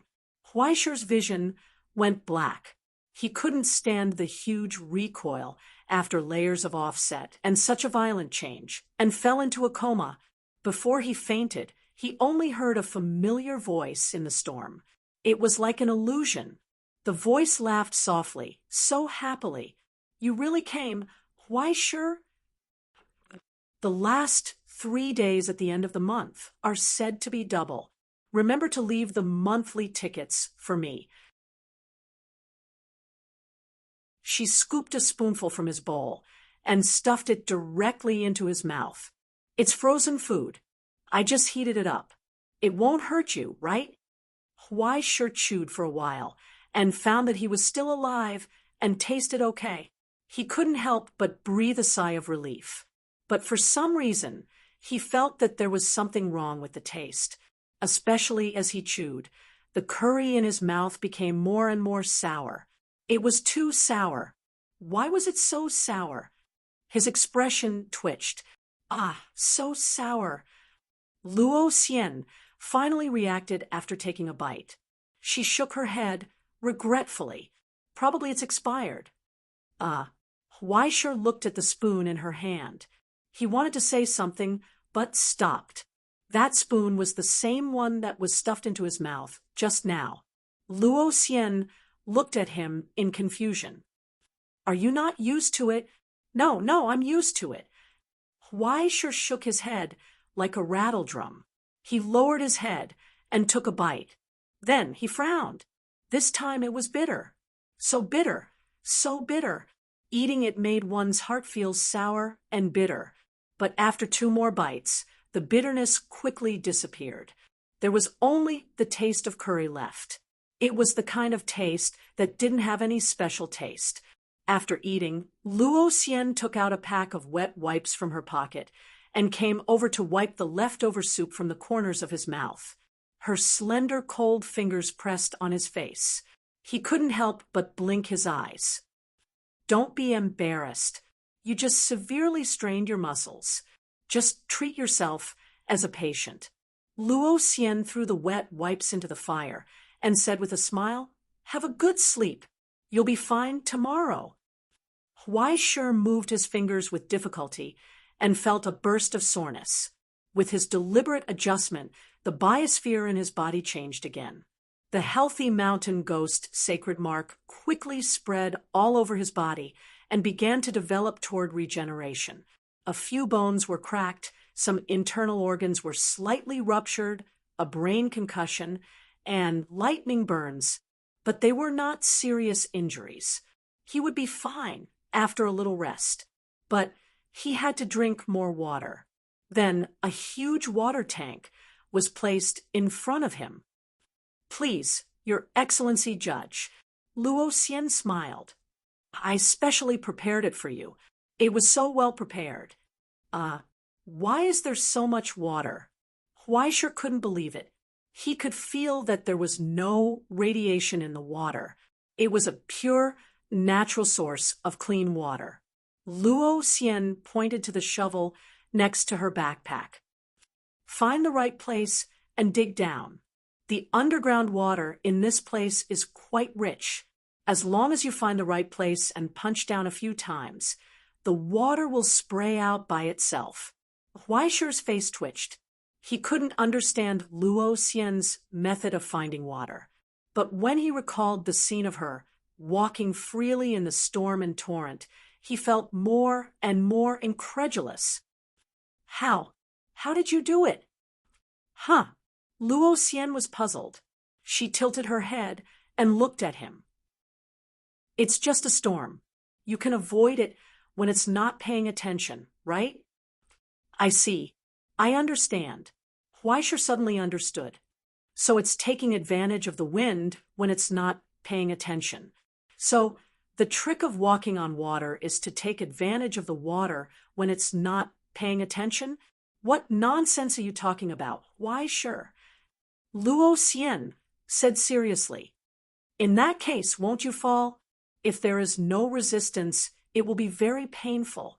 I don't think the two of us are on the same channel from the beginning. Sister, did we really come from the same training class? Why are you so much better than me? Then why? Huaishe's face twitched. Chakra? Are you talking about the Indian chakra method?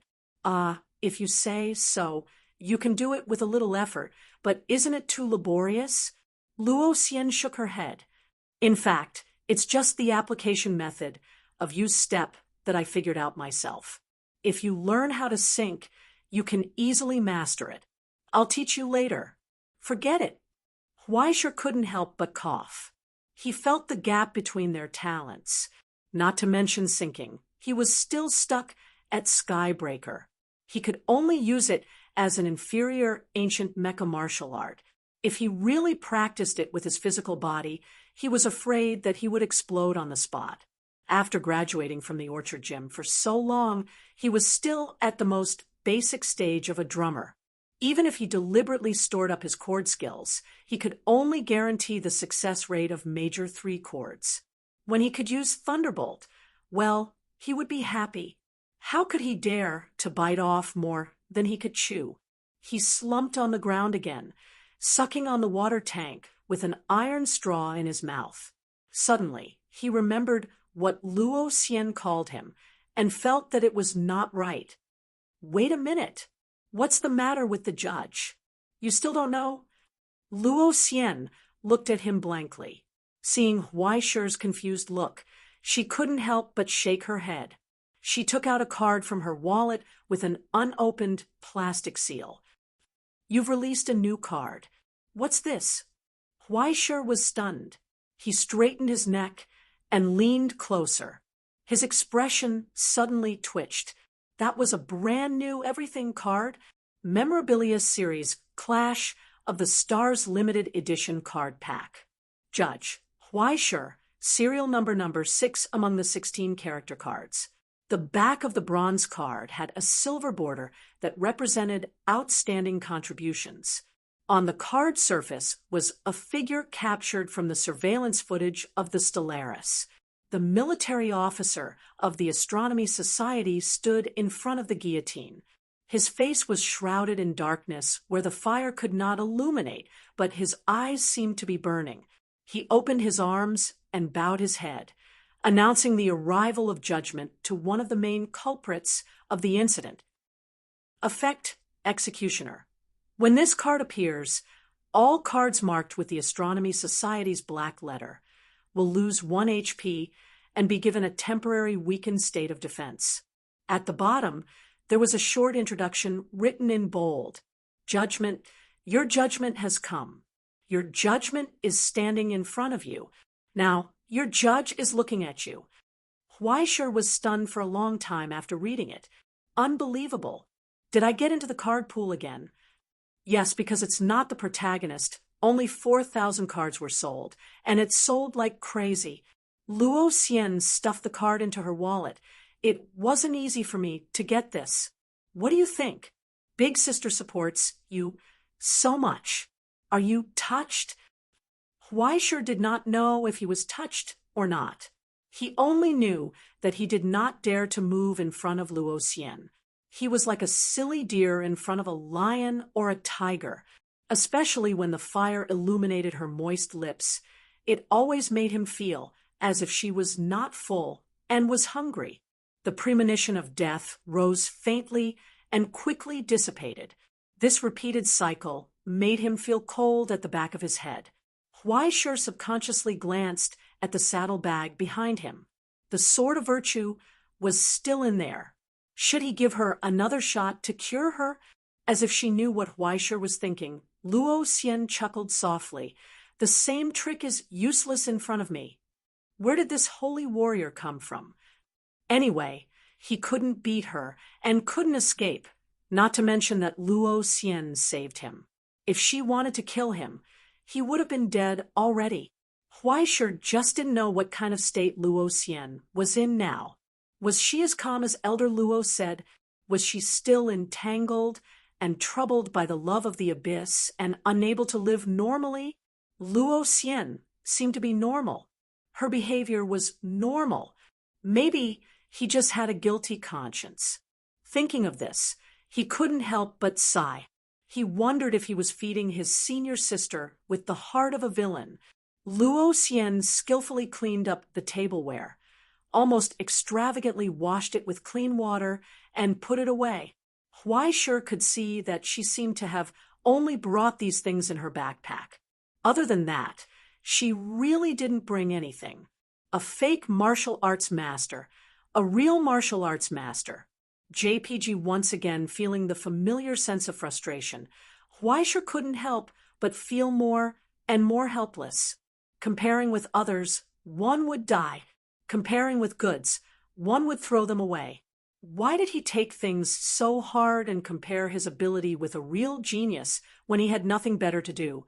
During the long night, the two of them talked about their lives over the past few days, and Huai Shi also told her about his deeds of courting death along the way. The king of the outer Tao When Luo Xian heard about the war on the Stellaris, she showed a look of realization. No wonder I saw him in Southeast Asia a few days ago. So that's why? Why sure widened his eyes. You saw him? Yes. Luo Xian nodded and said with emotion, he's a very kind old grandpa. He's completely different from what father said. He even lent me a lot of money. Why sure suddenly couldn't hold it in any more. Why was there such a big difference between people? When he met him, he would punch him hard, but when he met a beautiful girl, he would borrow money. Wasn't this difference in treatment a little too much? But he seems to be using a drummer too. Why sure asked for confirmation. What does it have to do with Teacher Luo? If you want to talk about it, he's more like a grandmaster, right? Luo Xian thought for a moment and nodded. But 14 years ago, he was punched into the abyss by father. If it weren't for that, father would have been a level 5 by now. Amazing what the F***CK grandmaster. He didn't expect Teacher Luo to be such a filial son. She directly punched her own teacher until he froze. In short, if you meet him in the future, run as far away as possible. Luo Xian reminded him, although the heretic monarch wouldn't go as far as to vent his anger on a child, he has very strict requirements. If you don't meet his requirements, he might just get rid of you in passing. When she said this, she lowered her head and looked at the faint scar on the back of her hand. She recalled the hearty battle a few days ago, and her expression became cheerful. Okay, the two of you seem to be getting along quite well. Huaishi's eyes twitched. He decided not to get involved in this mess. Anyway, the one who fought with the king of the Outer Dao was Osiris. What did it have to do with little page of Huaihai? After Huaishi finished talking about his journey of courting death, the conversation between the two fell into silence. In the silence, Huaishi lay on the ground and tossed and turned. In the end, he couldn't help but look back at Luo Xian, who had laid down a sleeping bag next to the fire. These days, he hesitated for a moment and finally asked, "These days, have you been traveling all the time?" "Yes." Luo Xian reached out and picked up her backpack. She showed him the strange souvenirs hanging on it. "Look, Dongsha, the Russian Federation, and Southeast Asia. Then from here, I went to America. After that, I went to Rome, and finally to Egypt, like a child showing off her treasures." She smiled proudly. Amazing, right? Huaishi was silent for a moment and asked softly, "Have you been alone all this time?" "Yes." Luo Xian nodded calmly. "Isn't this how traveling is? Traveling alone. I can go anywhere I want. It's the first time I've been so far away from home. Everything is new. But I always feel like a country bumpkin. You won't laugh at me, right?" "No, no, no." Huaishi quickly shook his head. Looking at her happily holding up the map and the route, he hesitated for a moment and asked softly, "Sister Xian, aren't you lonely?" Traveling was a lonely thing. Even with Crow and Beelzebub accompanying him, Huaishi still felt lonely from time to time. When he looked up, he saw the eternal starry sky, the boundless barren land, the endless journey, and the world that was so quiet that he could only hear his own breathing. It was as if he had been abandoned by the whole world, moving forward alone. But it had only been a few days, and Luo Xian had traveled so far and so long. She walked alone on the road. Would she feel pain and sadness? Huaishi didn't know. Luo Xian seemed to be stumped by the question. Putting down the map, she turned around and looked at Huaishi in confusion. After a long time, she suddenly laughed. "Of course, Huaishi," she said. She said, "Of course I feel lonely, but isn't everyone lonely in this world? Even now, when we're so close to each other. Will you know what I'm thinking?" Huaishi was stunned. Luo Xian lowered her head and looked at the young man's face. Her eyes were like mirrors, reflecting his face. So, will you be afraid? Why sure subconsciously avoided her gaze, but soon after, she heard the sound of something breaking. She was moving her knees forward. Then she reached out and pulled him up from the ground. She held his face and forced him to look at her, into her eyes, until he couldn't avoid it. Then she revealed an almost doting smile. She hugged him just like how he hugged her in the past. Don't be afraid. Why, sure, she whispered. Don't be afraid. The only thing I can be sure of is that you're definitely not alone. Luo Xian whispered softly. I believe that no matter where you go, those hopes placed on you will accompany you, and among them will definitely include my share. Huaisher froze on the spot.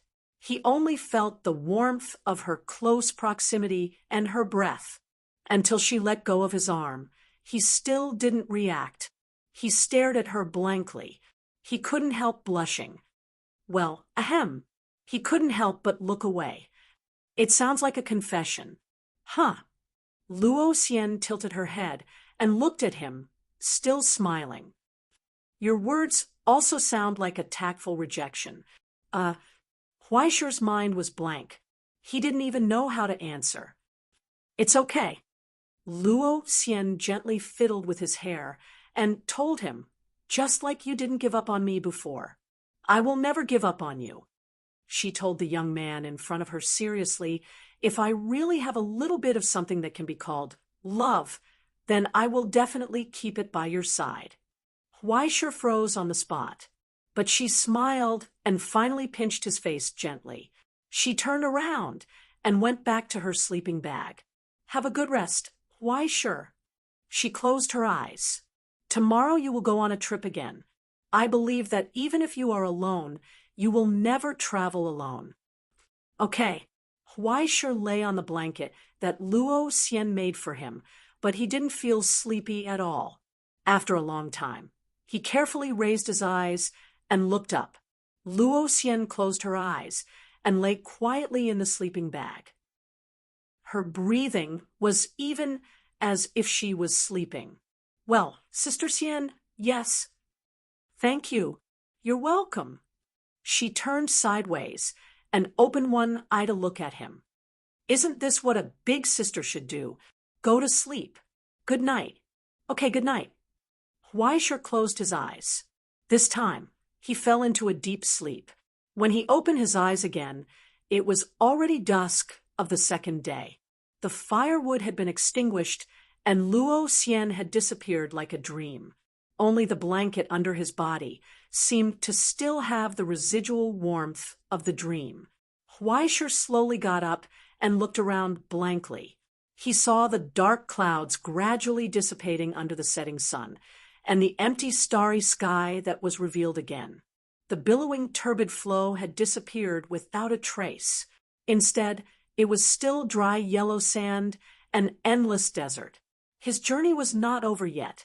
There was still a long, hard journey ahead for him.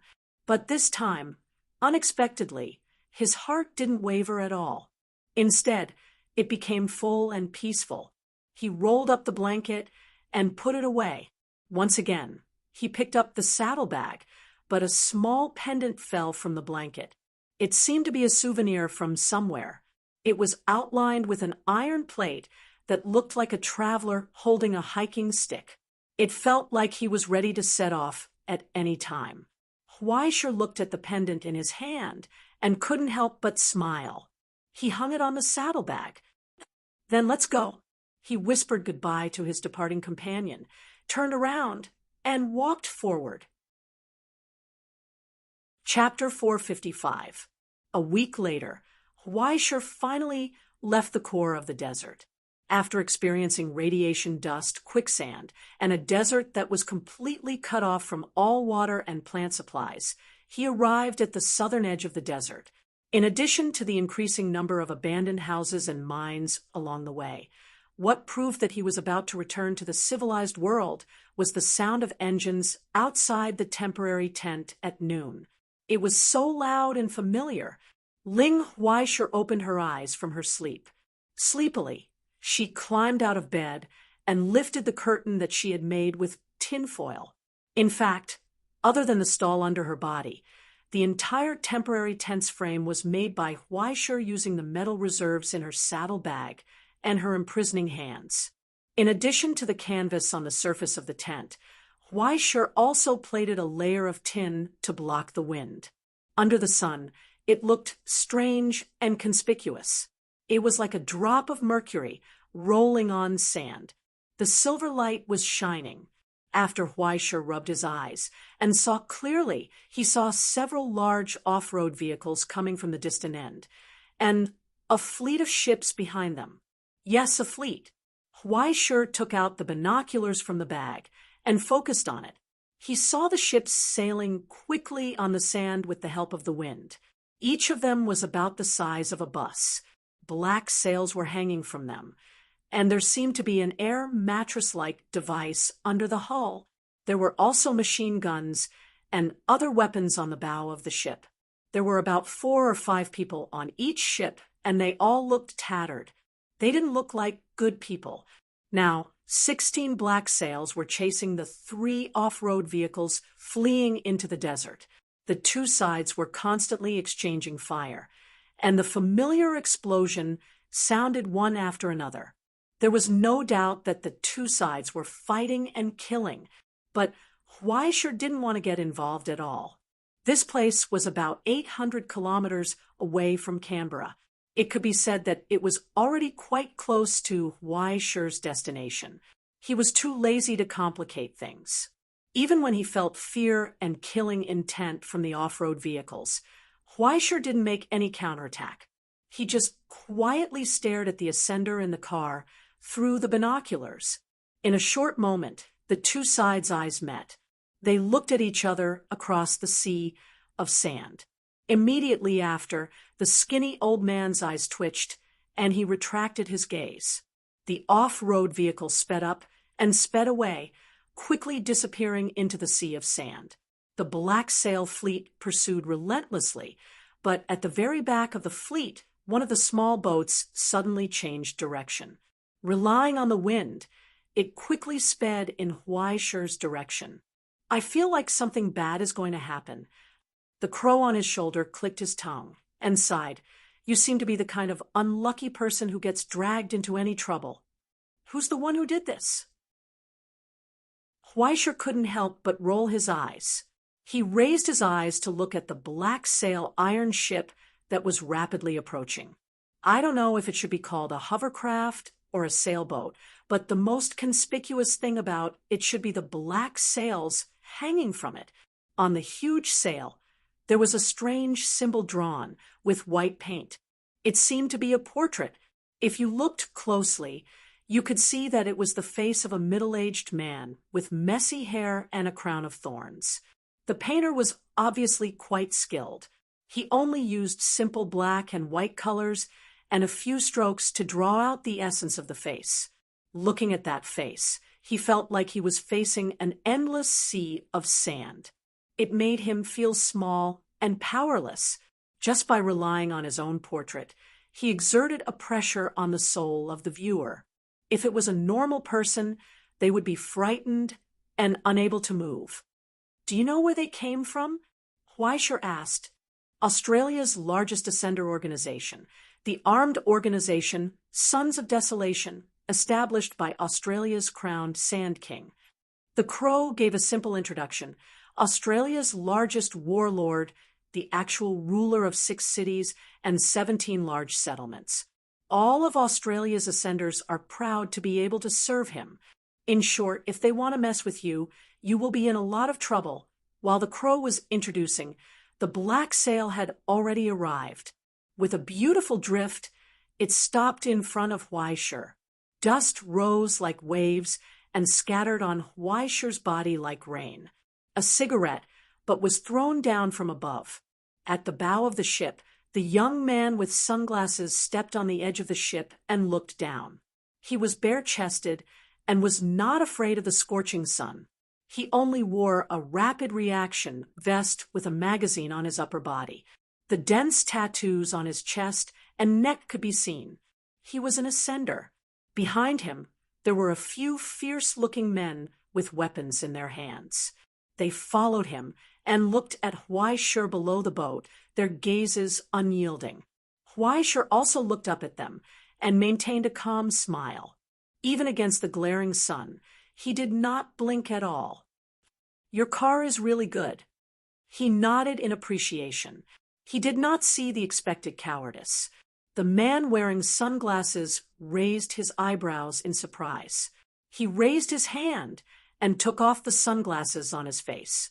Then he spoke as though he was interrogating Chen Xiaolian. "Where did you come from?" "Dongxia." Huaishur replied in Latin, "I am not your enemy. I will not hinder your actions in the slightest. I hope you will not be too nervous." "Nervous?" The people on the ship looked at each other. It was as though they had heard a ridiculous joke. Then they suddenly laughed out in ridicule. At this time, should they be nervous, or should they be nervous about this unknown person before them? The tattooed ascender, who was originally wearing sunglasses, opened his mouth and spat the chewing gum at Huaishur's feet. His smile gradually turned cold. "Be honest. I am asking you, where did you come from? Why are you here? What is your purpose?" "I think I understand." Huaishur thought for a moment before replying. "I set out from Darwin. I plan to go to Canberra. As for my purpose, does traveling count?" The ascender, who was wearing sunglasses, was stunned for a moment. Then his expression turned even colder. "Are you kidding me, kid? You want to tell me that you came here through the desert alone? Isn't traveling like this?" Huaishur shrugged. "It's a bit tough, but there is a sense of accomplishment." "Kacha!" The sound of a gun being loaded rang out. On the ship, several people had raised their weapons and aimed at the young man before them. "Next time you lie, you better choose a good excuse, kid," the ascender said indifferently. A week ago, the radiation storm had just washed through the entire inner desert of Australia. Aside from Class 5 ascenders, no one could make it out alive. Actually, there is no need for such a high level. Huaishur shook his head and sighed. "Besides, from what I know, there is more than one person who could make it out alive. I say, can you guys put down your guns first? I am quite nervous about this conversation. Calm down first. I want to take something out of my pocket. Don't shoot, okay?" After saying that, he slowly raised his hand and put it into his saddlebag. However, the tattooed ascender instantly pulled out his pistol and pointed it at Huaishur's head. "Don't move." "Fine," Huaishur sighed. "I won't move. You guys can help me take it, okay? My ID is in my bag. You have to give me a chance to prove my innocence, right? Believe me, I don't want to cause trouble. I think you guys don't want to either." The ascender was silent for a moment. Then he took a step back and put away his gun. Then he waved his hand behind him. Soon, someone jumped down from the ship and searched Huaishur from head to toe. After finding no weapons, he reached out and touched Huaishur's bag. Soon, he pulled out a broken and heavy long sword. As if he had been stung by a scorpion, the person who was searching him screamed and let go of his hand. The long sword fell to the ground, and a burn mark appeared on his palm. In an instant, all kinds of guns and cannons were aimed at Huaishur's face. They were filled with killing intent. "You took the wrong one." Huaishur sighed and explained helplessly. "Equipment is bound, right? I am the only one who can use this sword. Can I trouble you to take it again?" The person who was searching Huaishur was furious and pointed his gun at Huaishur's head. Then he saw Huaishur raise his eyes and look at his face. He said, "Take it again. Hurry up." There was not the slightest hesitation or panic in his calm expression. Instead, it was as if he was giving an order that could not be disobeyed, urging him not to waste time. "Do as I say. This is for your own good." The person who was searching Huaisher swallowed his saliva and looked at his captain. Seeing the change in his captain's expression, he quickly glanced at him. Finally, he mustered up his courage, swallowed his saliva, and reached out his hand again. This time, under Huaisher's guidance, he finally succeeded. He took out the outermost document from his satchel. Then he saw the black cover. The logo from the Astronomy Society was shining brightly. The person's hand trembled, as if he had been stung by a scorpion again, and the document fell to the ground. The atmosphere became solemn and cold again. Someone raised the muzzle, but the person who was searching Huaisher screamed, "Don't shoot! Don't shoot!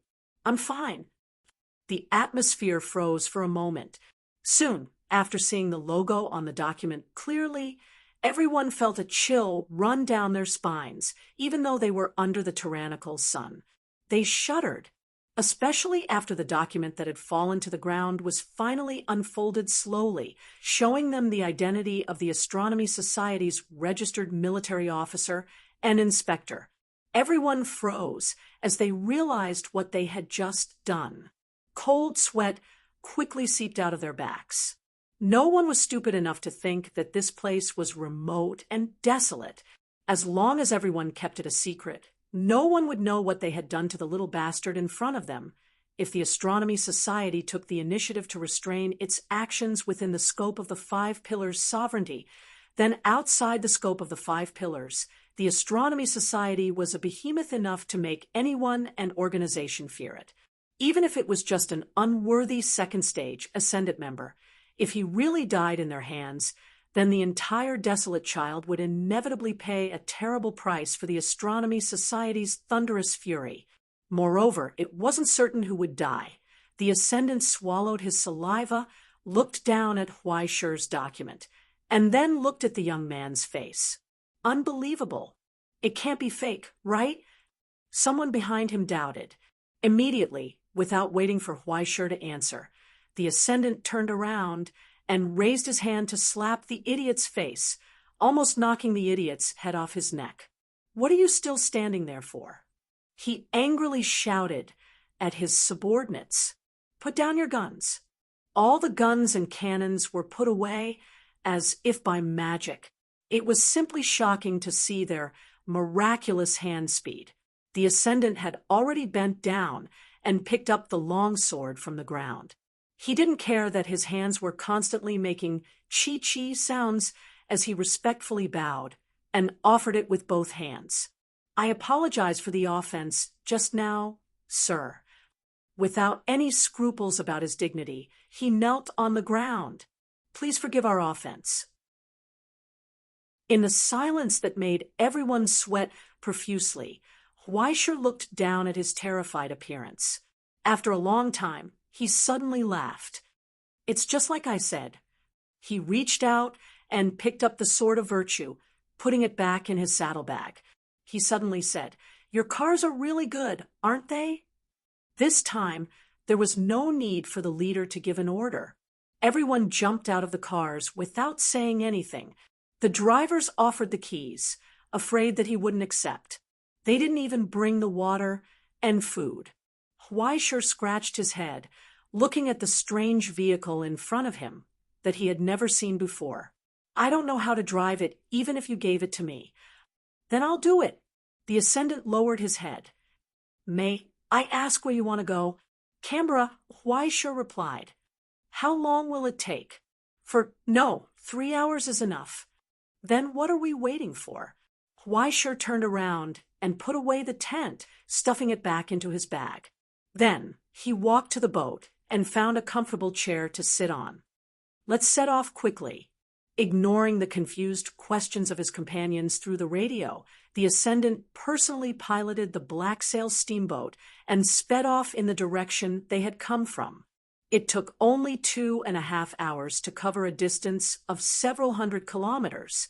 3 hours later, Huaisher was sitting in the most luxurious hotel in Canberra, enjoying the presidential suite to himself. 5 minutes later, the hotel's internal phone rang.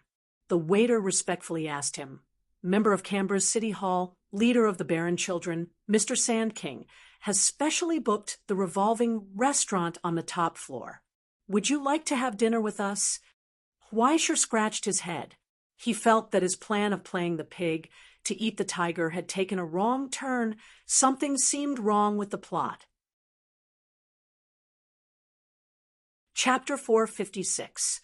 Logically speaking, it shouldn't be that the other party had eyes but didn't recognize Mount Tai and mistook tiger for page. Then, they acted like a snob and attacked at the slightest disagreement. After being taught a lesson by Huaisher, they continued to pester him. After killing the cannon fodder, the cadres would come. After killing the cadres, the leaders would come. In the end, the leader of the Baron's sons, Sand King, was furious and personally attacked Huaisher. Then, Huaisher made a phone call and turned him into ashes under the bombardment of the Bifrost. Why was the plot wrong from the beginning? Huaisher scratched her head, unable to figure it out. But he couldn't help but breathe a sigh of relief. At least he wasn't dragged into any trouble this time. As for Sand King's invitation, after some consideration, Huaisher agreed. A level 5 sublimator was a big boss no matter where, especially a crowned one. It could be said that he was one of the rulers of Australia. He was giving face to the Astronomy Association, not to a small fry like him. No matter what, he couldn't be shameless. Besides, there was free food everywhere. How could he not eat? There was still some time before dinner. Huaisher took out his phone, intending to check the background of Sand King. However, just as he turned on his phone, a series of natural disaster alerts popped up. Yes, it was about the radiation storm a week ago. Huaisher looked up expressionlessly and looked at the embarrassed crow beside him. "Is this what you said? Since you want excitement, you should follow through to the end?" When did I say something so shameless?" Crow covered her face shyly. "You're so slutty." Huaisher rolled her eyes and didn't want to talk to her anymore. Sooner or later, she would be angered to death. Through the authority of the Astronomy Association, he quickly found out the details of Sand King's deeds. Reed Turner, 51 years old, an Australian sublimator.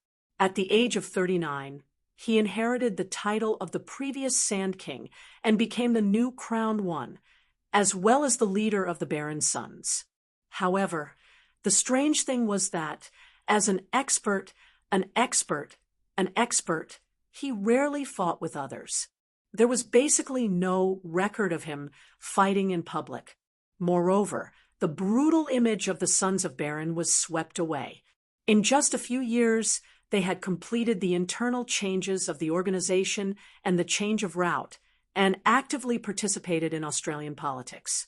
Now, he had become an indispensable member of the Australian government, and the Desolate Sons had changed from a warlord to a border army of Australia. It could be said that this person had made an indelible contribution to the stability of Australia. He didn't rely on violence to achieve his career. Instead, he relied on his outstanding leadership and popularity to reach where he was today. Even his former competitor, the son of the previous Sand King, had rejected the inheritance of the crown before his father's death, choosing to pass the honor to his elder brother, who had grown up with him. In the photo, Sand King was smiling. He was filled with a warm aura. There was no trace of the solemn and tyrannical aura on the black sail. It was hard to imagine that this person was one of the most influential people in the present world. According to the estimation of the Central Bureau, the cultivation points accumulated by the previous Sand Kings were at least 9%. The Sand King's crown itself represented the endless desert of Australia, as well as the countless mineral deposits that had been excavated in it.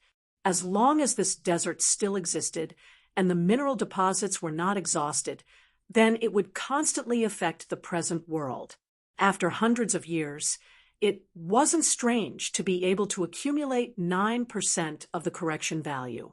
According to Crow's explanation of the correction value, people thirsted for change. No, It should be said that as long as people existed, change would be born. And this change to the entire world was the embodiment of the correction value and the degree of distortion. Breathing would also produce a correction value.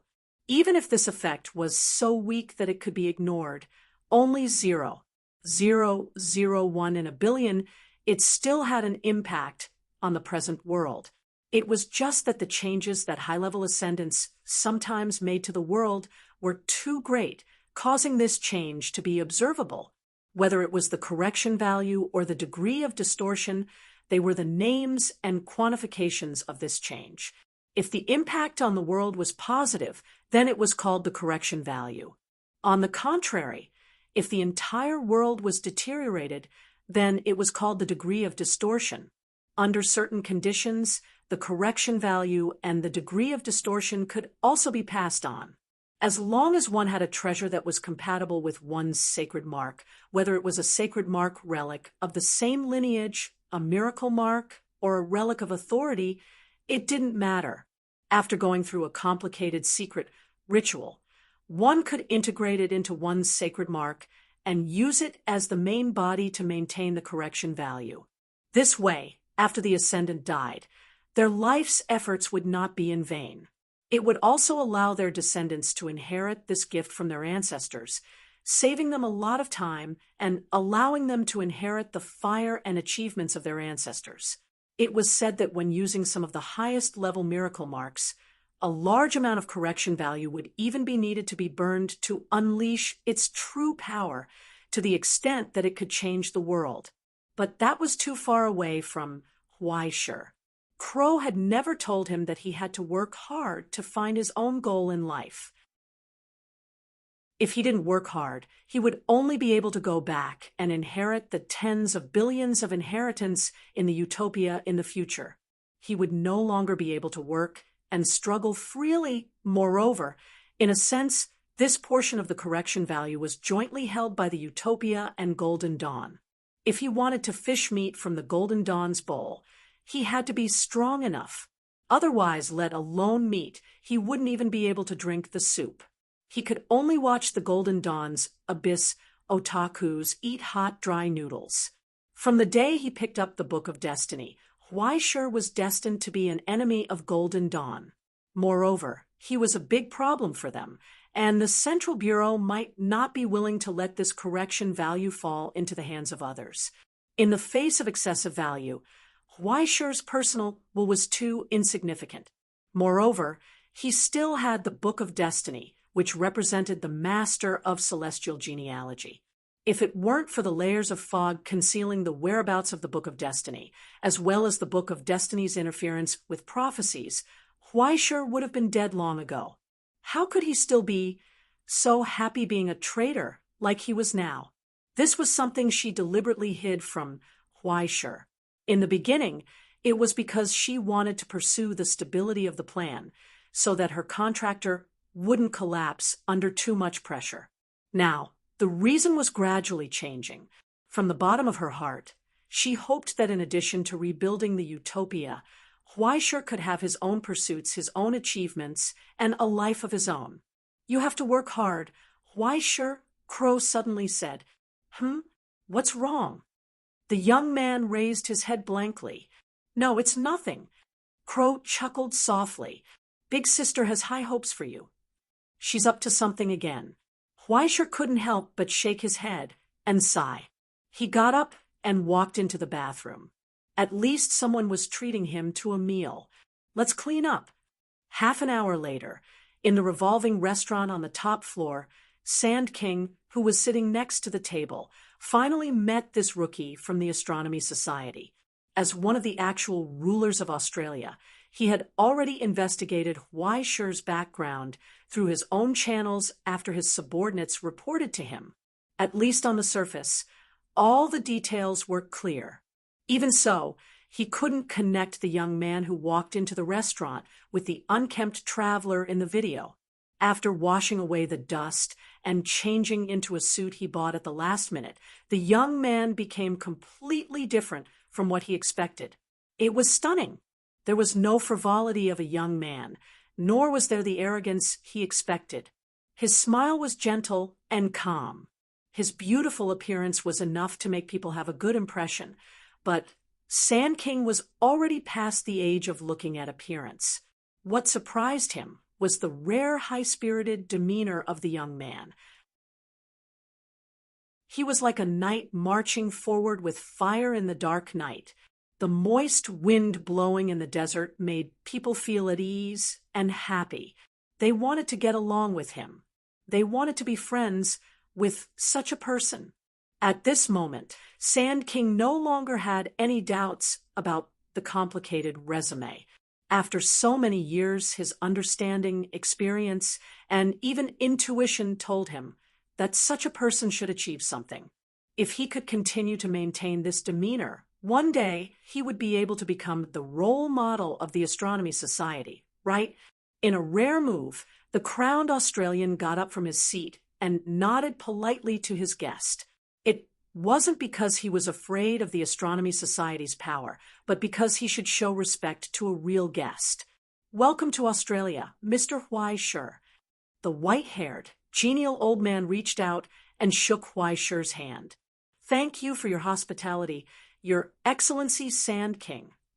Huai Shur didn't reject the old man's kindness and made it clear that he was a guest. Since Sand King was being so polite, it would be embarrassing if he took advantage of him. Not only did he not mention the offense of those people, but he also thanked Sand King. After all, it was the Son of Desolation's car that brought him to Canberra. Everyone tacitly put this little bit of unhappiness to the back of their minds.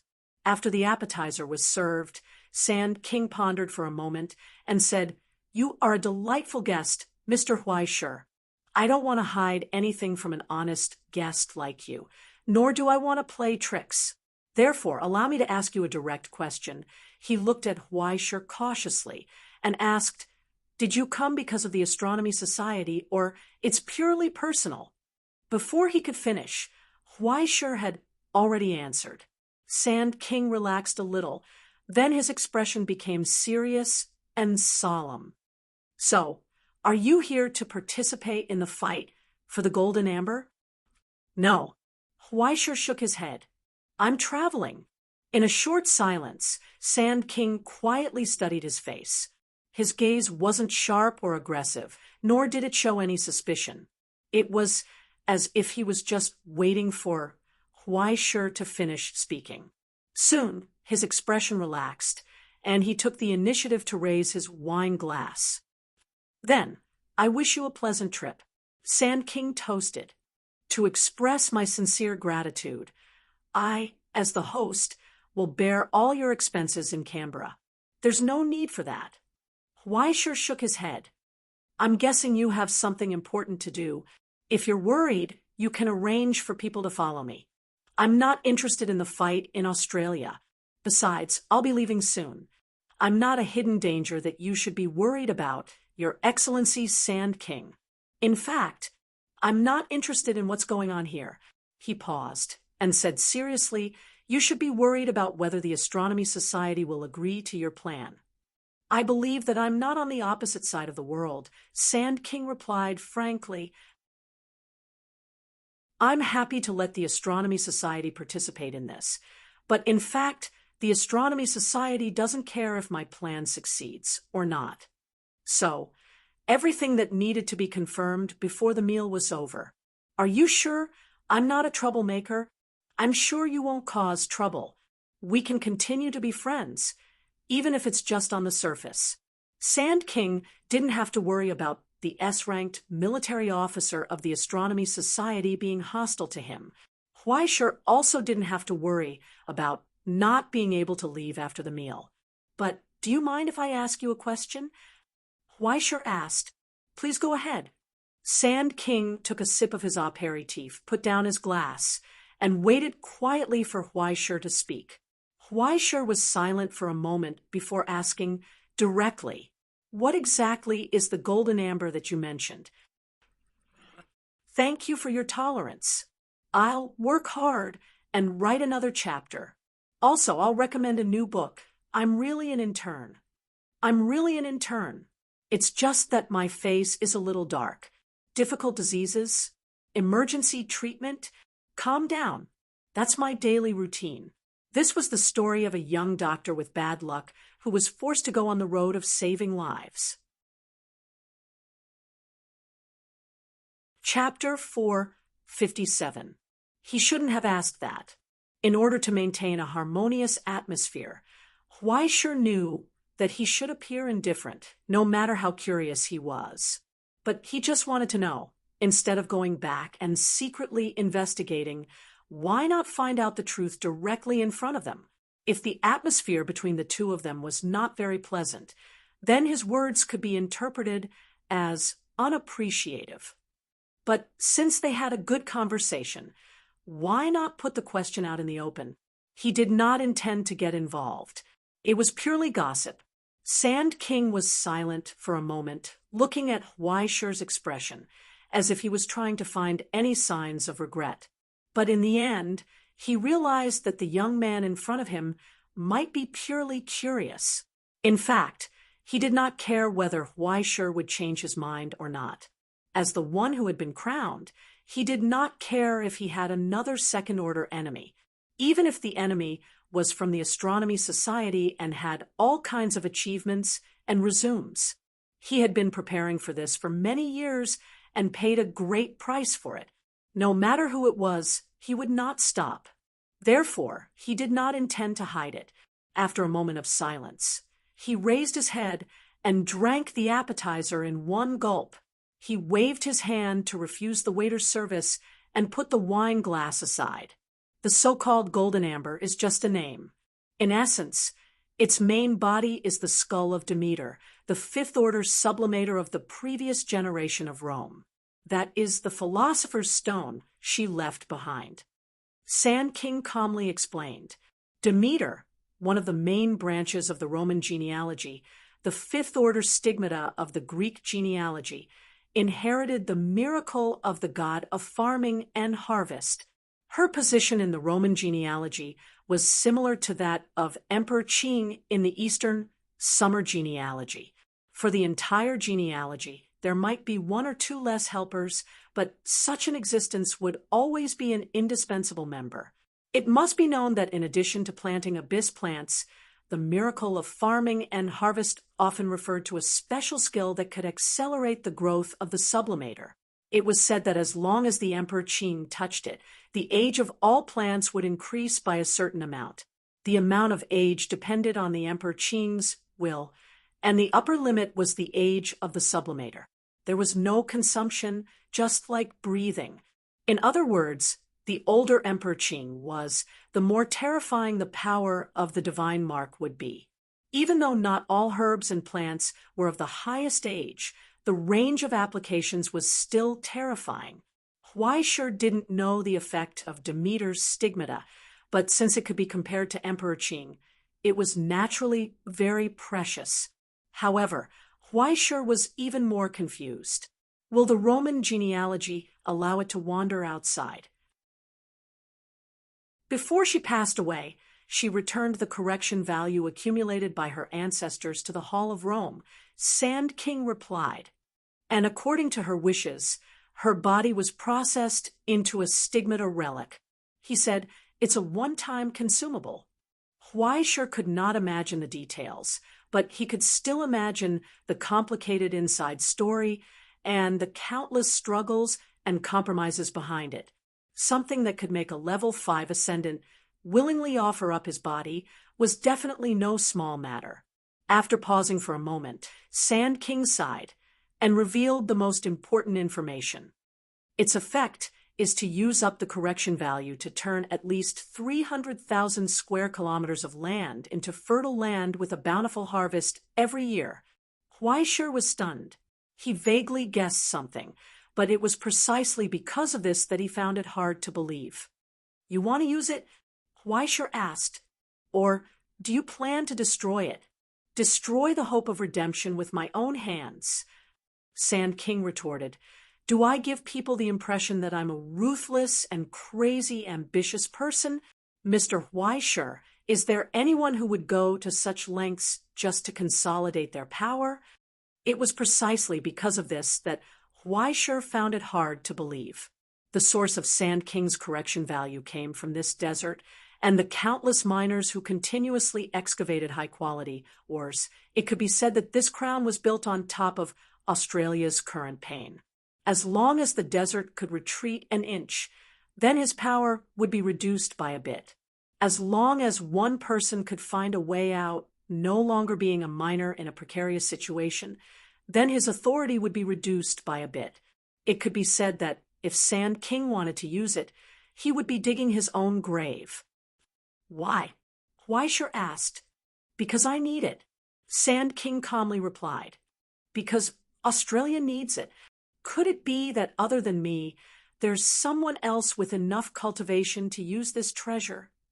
That's why it has to be me. He said, this sacrifice has to be made by me. Huaishur fell silent. He looked at the old man in front of him.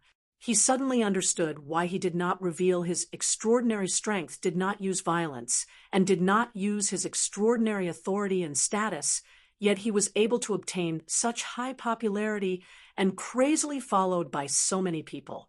He didn't see himself as a king.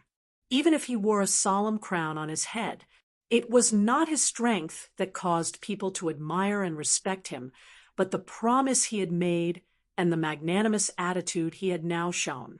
Even if the person in front of him might be his competitor, he would still treat him with respect. Even if they became enemies in the future, he would not give up on expressing his wishes and fighting for the other party's support. Even if their true statuses were as different as heaven and earth, a rank too ascendant, and a noble crown could still share a meal at the same table. It didn't matter if what he said was a lie or how sincere it was. Such magnanimity made Huaishur feel reverence. He thought for a long time and asked, "Do you want to save Australia? Your Excellency Sand King? That's not something I can do." Sand King shook his head. "Even if I use up all my correction value, the only thing I can change is the land around Canberra, right? But I believe that even if it's just a small change, it's enough for the dying Australia. For us, nothing is more precious than hope. Aren't you afraid that others will object?" Huaishur asked. "As far as I know, mining exports are Australia's biggest source of income. Countless people benefit from this process, but my companions and my children are suffering in this process." Sand King said, "If anyone objects, I will persuade them. If anyone stands in my way, I will kill them. Compared to this hope, everything else is not worth mentioning. Even if your subordinates and former companions are among those who object." Huaishur asked. "No, they are on my side." Sand King smiled proudly. "From the beginning, I have never hidden my goal from them. Mr. Huaishur, this is the promise I made to the previous Sand King, my brothers, and my children. The Sand King's legacy will end in my hands. I want to save our country, which has suffered so much." He stared out the window of the revolving restaurant. Under the gray sky, the yellow sand stretched as far as the eye could see. "At the very least, I want to save my hometown, this barren land. Is that all?" Huaishur asked. "Maybe more than that," Sand King replied. "I don't deny that from a certain perspective. My goal is not simple, but there's nothing shameful about wanting power, is there? If I want someone to respect and thank me for what I've done, I can't say that I have bad intentions, right?" "Indeed." Huaishur nodded in agreement. It felt good to have someone thank him. He had no reason to refute. Wasn't this the reason why sublimators did good deeds? "Then, I think we can start dinner." Sand King smiled. What followed was a perfect dinner. Both the host and the guest enjoyed themselves. When Sand King said goodbye, Huaishur walked the old man all the way to the car outside the hotel. Before leaving, Sand King shook Huaishur's hand solemnly. "As far as I know, you should be the mountain ghost sacred mark, right? He invited. Are you willing to participate in this? No need. Huaisher smiled and shrugged. Thank you for your hospitality. Unfortunately, I'm in a hurry. Sand King nodded. Then, forgive me for not being able to see you off. I wish you a safe trip. I will. Huaisher smiled and stood there watching the car drive away. He turned around and returned to the hotel. He removed the bow tie that was in the way and finally took a breath. This was the bad thing about chatting with important people. It was easy to get nervous. Although there was a lot of pleasantries, the conversation was still sincere and honest. He had almost been dragged into the great cause of Australia's transformation by the Sand King. Are you really not tempted at all? Crow stood on the chair with a faint smile. If you get the golden amber, even for young Master Ming, it will be a considerable boost. Of course I'm tempted. Huaisher shook his head and lay on the bed. He suddenly said, there are so many good things in the world. It doesn't make sense that they all belong to me, right? You've given up? Yes, I've given up. Huaisher nodded. Although it's embarrassing to say it, I've been convinced. Even if I get the golden amber, I'm afraid I'll give it to the local astronomy club and let them decide whether to help Sand King or not. The local astronomy club might not give up their neutral position. Then we'll stay neutral. Huaisher shook his head. At least we won't have to worry about them doing bad things, right? You're really open-minded. I just know how much I'm worth. Huaisher reached out and pulled out the sword of virtue from his saddlebag. He looked at the broken blade and touched the gap on it. If I've gained anything these days, it's probably fear. Fear is not a shameful thing, right? Huaisher said. I just don't want to rely too much on luck. You've grown up, Huaisher. Thanks to you. Crow laughed shamelessly. Then you have to thank me properly. Yes. Huaisher closed his eyes tiredly. I want to thank you for 8 lifetimes. You don't have to be so dramatic. A lifetime is enough. Before falling asleep, Huaisher heard these words in his ear. He couldn't help but laugh. He fell into a deep sleep. You're tuning in to the Mystic Fist YouTube channel. Don't forget to subscribe and join us on this journey to catch the most captivating stories.